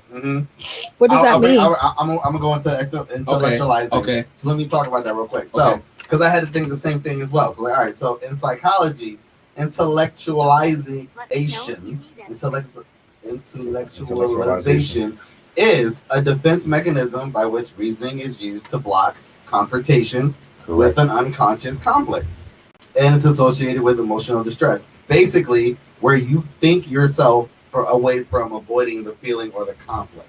So you're trying to use more You're using logic to logic to go through your so feelings. to like and using it as your way to avoid some emotion or some conflict. So and that's the one thing when I read that was like, hold up. Time out. Flag on the play. Technical foul. I just learned something. What's up? Light bulb moment. It just poof. Yo, and I'm gonna say this on air because I don't care. And at the end of the day, can't nobody. What you gonna do? Yeah. And we're still on air. What you just said, literally, my wife has been trying to get me to see for the past couple of months, and by you saying that, it clicked for you. It clicked. Like all the conversation, all it just came back like because I'm so intelligent, because I'm so wise. I'm intelligent. I'm very wise. But that can be my strength, can also be my greatest weakness. Your detriment. And my detriment. Because I know how to intellectually not confront certain emotions that I'm going through. Mm-hmm. That I just wanted to say that. Like that joint just hit. And Shout I out just to learned Grow. something. Yeah. You know what I mean? Like, I literally just learned something. And it's crazy because in a healthy relationship, you still have growth and learning that needs to be done. But people don't understand that. Yeah, yeah. So, and I'm not trying to have a beef with people who are not. So married. once you're finished, we're gonna throw it to Brandy, then Christopher Jaden, back to IA. But so this is the one thing that gets asked to me a lot by a lot of my single friends. Like, so they'll ask questions about marriage, and then I'll be like, I'm not giving you gospel. I'm just giving you experience of what I've gone through. And they're like, nah, I don't really believe it. I'm just going to like, it never happened. It never reoccurred or whatever. Right. But that's the thing is like, you're always going to have to learn something. Yeah. Uh-huh. Like, and everyone's like, I want to meet the perfect person. And I'm laughing at you. I'm like, that person is not even going to be the same 6 months from when you get married. There's no perfect person. A person cannot be perfect until they have a partner. That's the whole point of having a partner, is to perfect you. And that's why I agree with that. And I got one more thing, and then I'm gonna be done. Let me digress. The bro JB with his standard, because everyone, Kevin Samuels always has this like, rank 1 to 10 different people, right? Yeah. Don't shake your head. We're gonna skip by that. Yeah. But JB has his own version of it, which I thought was brilliant. Because he's saying, so like everyone's like, oh, 10s are Beyonce and Kelly Rowland. First of all, I don't know why Beyonce's up there. But anyways, but so he his said thing she's is an this. 8. But we'll talk about that later. Mm-hmm. But the thing is this. So he says there actually is no number 10. Mm. Like to the public, you're actually number 10 is your person. Mm. That's the person who you deem, you love, respect. It don't matter. Like I've seen people who've gotten in fires, lost all their skin, and their partner is like, this is the most beautiful person in the world. That's the 10 is your person. 9s and down is just how you deem beauty. Mm-hmm. I say this. That's good. I say this often, and I'm gonna throw it to Right. who I said. Yeah, I said Brandy, then Christopher, then back to IA. But that's spot on, because I always say that eventually everyone is ugly physically. Yeah. The beauty is always within. Yeah. You see what I'm saying? So yeah, Brandy, then Christopher J, then IA. Yeah, I just keep saying a bunch of stuff. I need to write stuff down because y'all be jumping, but it all works together. But y'all be jumping from like subject to subject, but it all works together. I just want to say to what you guys were just saying. I did make a post earlier today, and I was just telling people like sometimes we try to change people to be like us, but in reality, you don't. We gotta if you have a partner, a spouse, or somebody that you're actually doing life with, you gotta learn to accept their differences and respect their differences, because a lot of times they have the strengths that we need and vice versa. So when you start to respect their differences, then you'll start to see that, hey, I actually need the difference that they have to make me be a better person that I am. So I like that. That's a powerful statement. Christopher J. To what she said, what are your thoughts? I do agree. An actual. All right, I got it. I had to put it together in my head first. With that statement, along with the intellectualization, I do feel as though so much better than I did. I am sorry. I was did. so much better than I did. I really appreciate it. I may not be a smart man, but I know what love is. No, but the same way that we need to have, you need to learn your person. Sometimes your person is going to be the yin to your yang. It's a balance. I do feel as though you need to have a balance with your logic and intellect along with your emotions. By being able to do so, that's how you attain emotional stability and maturity. There's nothing wrong. So, for example, you upset your partner. Your partner's crying. Now, growing up in a black household, hey, stop that crying. I'm gonna give you something to cry about. Why are you crying? Or whatever the case is.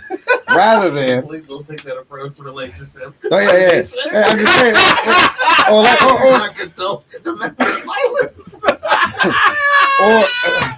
Or and from an example, Gotcha, bitch.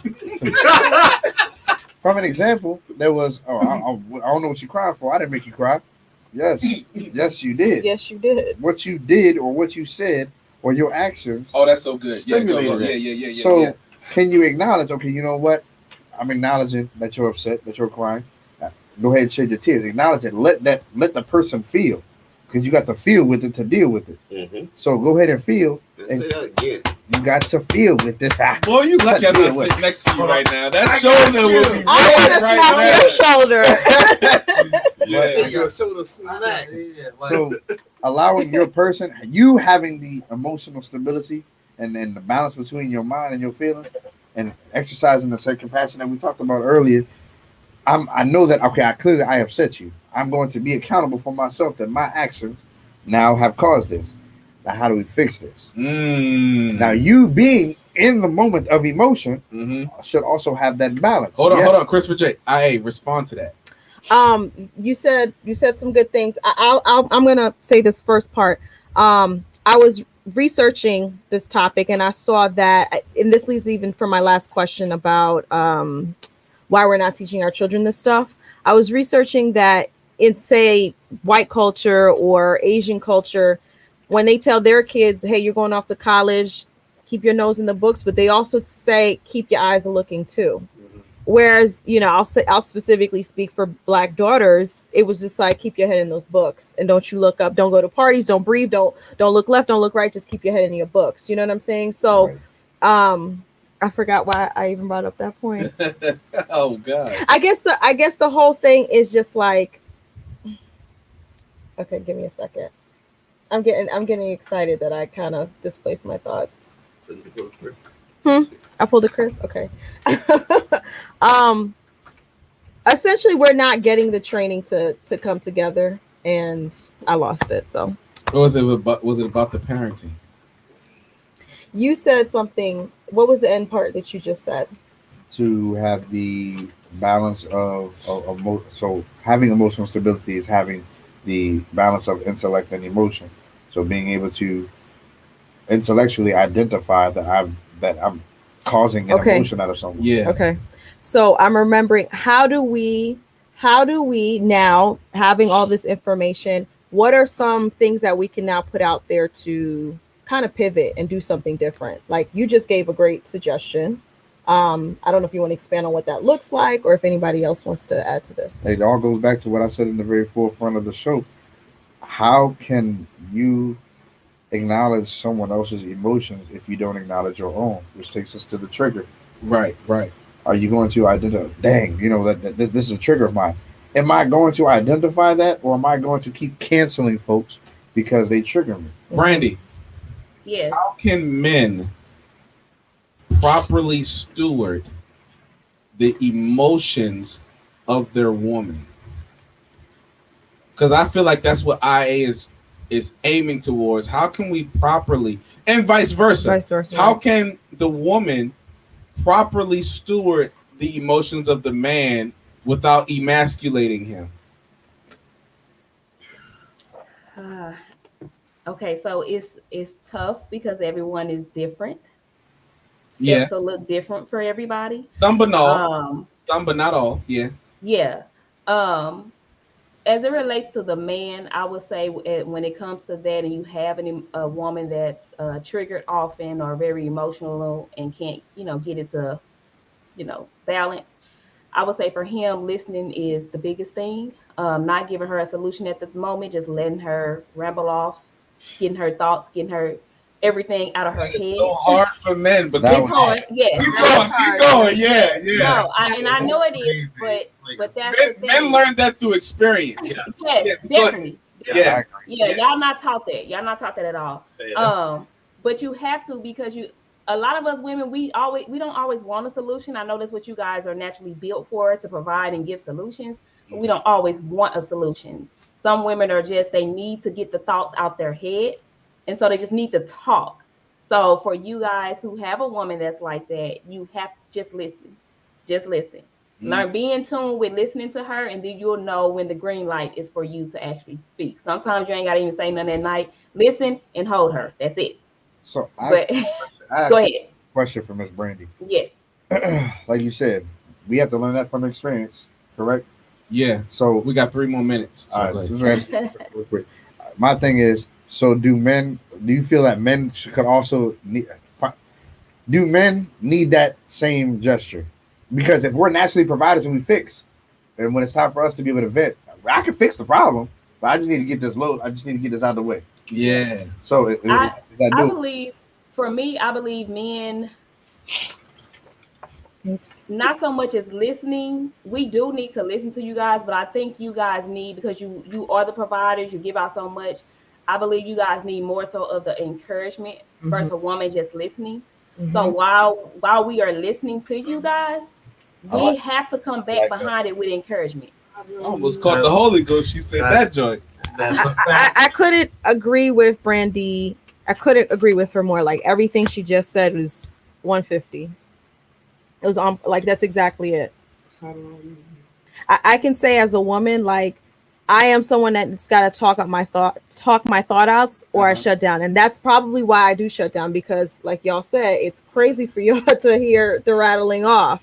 And so that can cause a woman to shut down. And then vice versa. I noticed that with men, like they say the power of suggestion is very powerful with men. Not telling what to do, but the power of suggestion.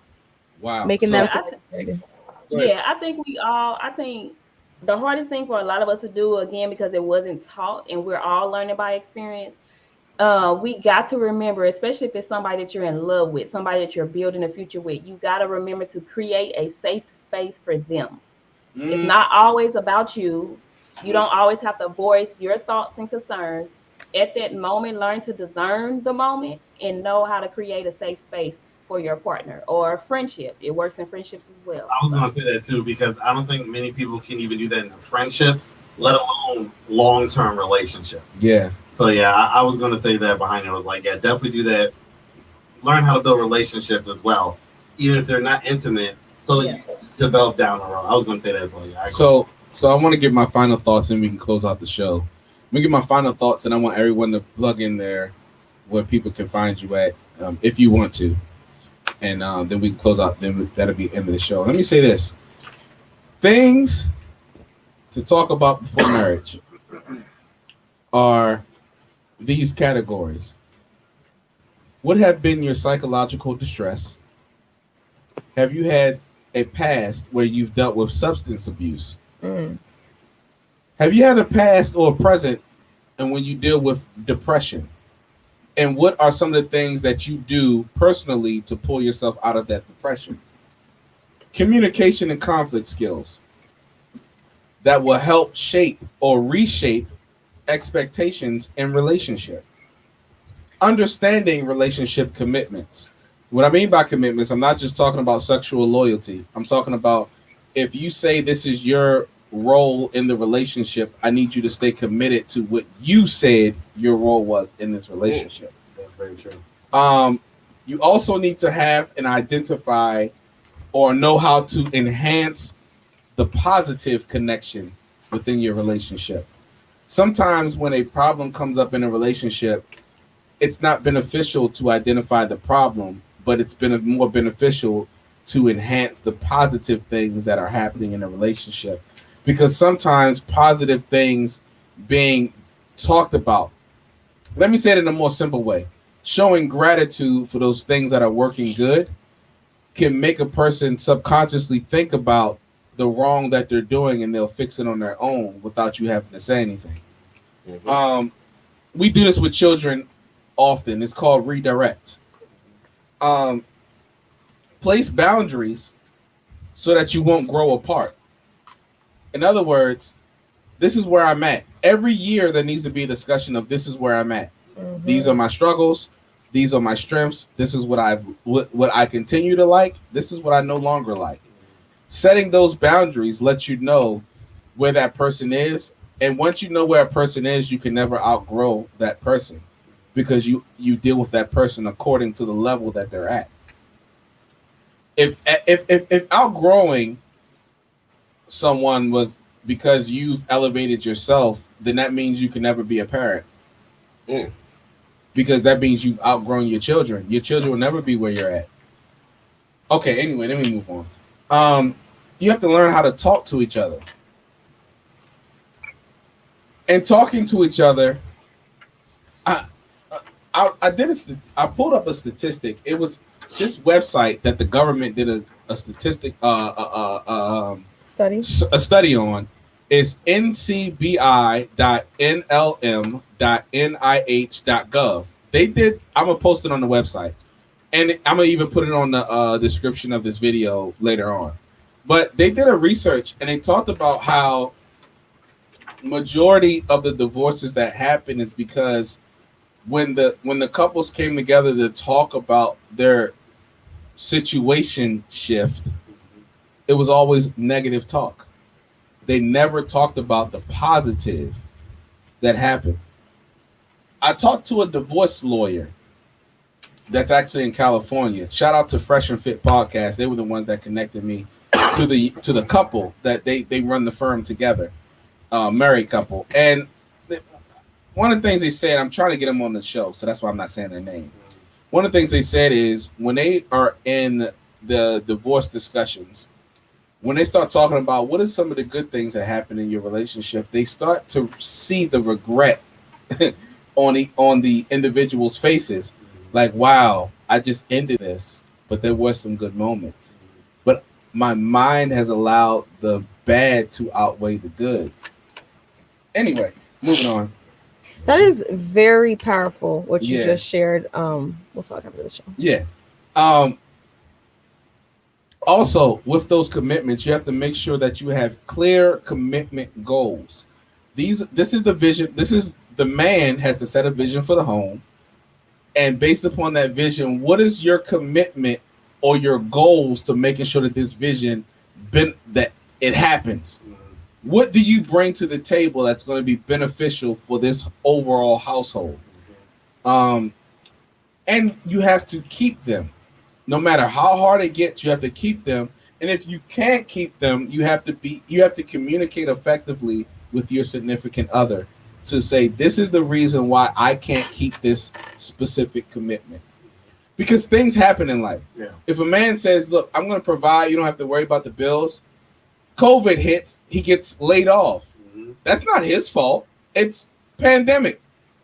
Well, if you don't communicate that with the woman that you're in commitment with, how can she help uphold you during this crisis moment if you're not having open, effective communication?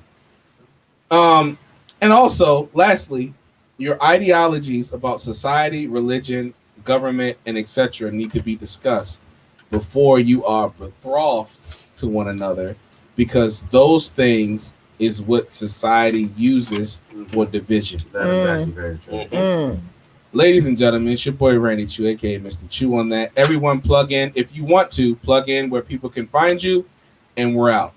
Starting with Brandy Yates, Grandtastic, Christopher J, so on. My name is Brandy Yates, like he just said. I'm a certified life and relationship coach. They have my information on the screen. I am on all platforms, so you can go to YouTube, Facebook, Instagram, TikTok, plug in Conquering Relationships, and you should find me on there. Yes, and she would definitely be back on the show multiple times. We definitely got I love it. You know what I mean? Grandtastic. Oh, so I mean, oh, okay. I thought I was going like, no, it's okay. Everyone, Mr. Grandtastic, aka the Professor. You can see me on IG, Grandtastic71. You already know, and I'm here on True Nation all the time, so you already know what it is. All the tizine. All the tizine. Go ahead. And this your boy Christopher J. You can find me on Instagram, my unofficial MD. I'm a barber in the Glen Burnie area. I'll travel if you need me Can we show to. the task real quick? Huh? No. Oh, yeah. No. Straight razors. Hold on. Let me Zoom in. Bam. Straight razors on the hand. Yeah. We can have some in-depth conversations. I can line up your hairline, or I can line up the thoughts in your mind. You know. Oh my God! Wow. He's alive. So it's your boy Randy Chu, aka Mr. Chu on that. We are 8 minutes over what I said time was. I'm sorry. So we're just gonna cut this. And ladies and gentlemen, Miss I didn't say Chu I'm working on that. You ain't gonna say goodbye at least? Oh, bye. It was wonderful. At least, like, you know. Bye, bitches. I'm putting up I am gonna put up a social media for this, so that's coming up. Okay, I still want to be like. I appreciate that. Yes, I'm here. I just want to say this was a great topic. We had a heater show. Follow us on True Radio at all platforms at True Radio, especially on Instagram. We like to interact with people on Instagram. Go to our website, which is trueradio.net. Please go to YouTube, True Radio, subscribe, like, comment. True Radio is a network now. We will be having multiple shows going on from the West Coast to the East Coast. We're going to try to start promoting the network in November, have the shows pumping in December, and the local shows pumping in January. That's the vision for the goal for the goalposts that I've been moving forward and forward and forward. I'm going to make it happen. Shout out to Coach Stokes and everyone on the West Coast who supports. Shout out to Bronco. You know who you are. Crip gang in the building. I'm not a gang member, by the way. But anyway, but he does Crip in the right way. He doesn't aim guns at our people. He actually protects our people. That's community resistance and progress. Actually what it was started for. But anyway, it's your boy Randy Trey K, Mr. Chew on that. And I just want to say thank you for the support. Like, share, comment, subscribe to the channel. Deuces!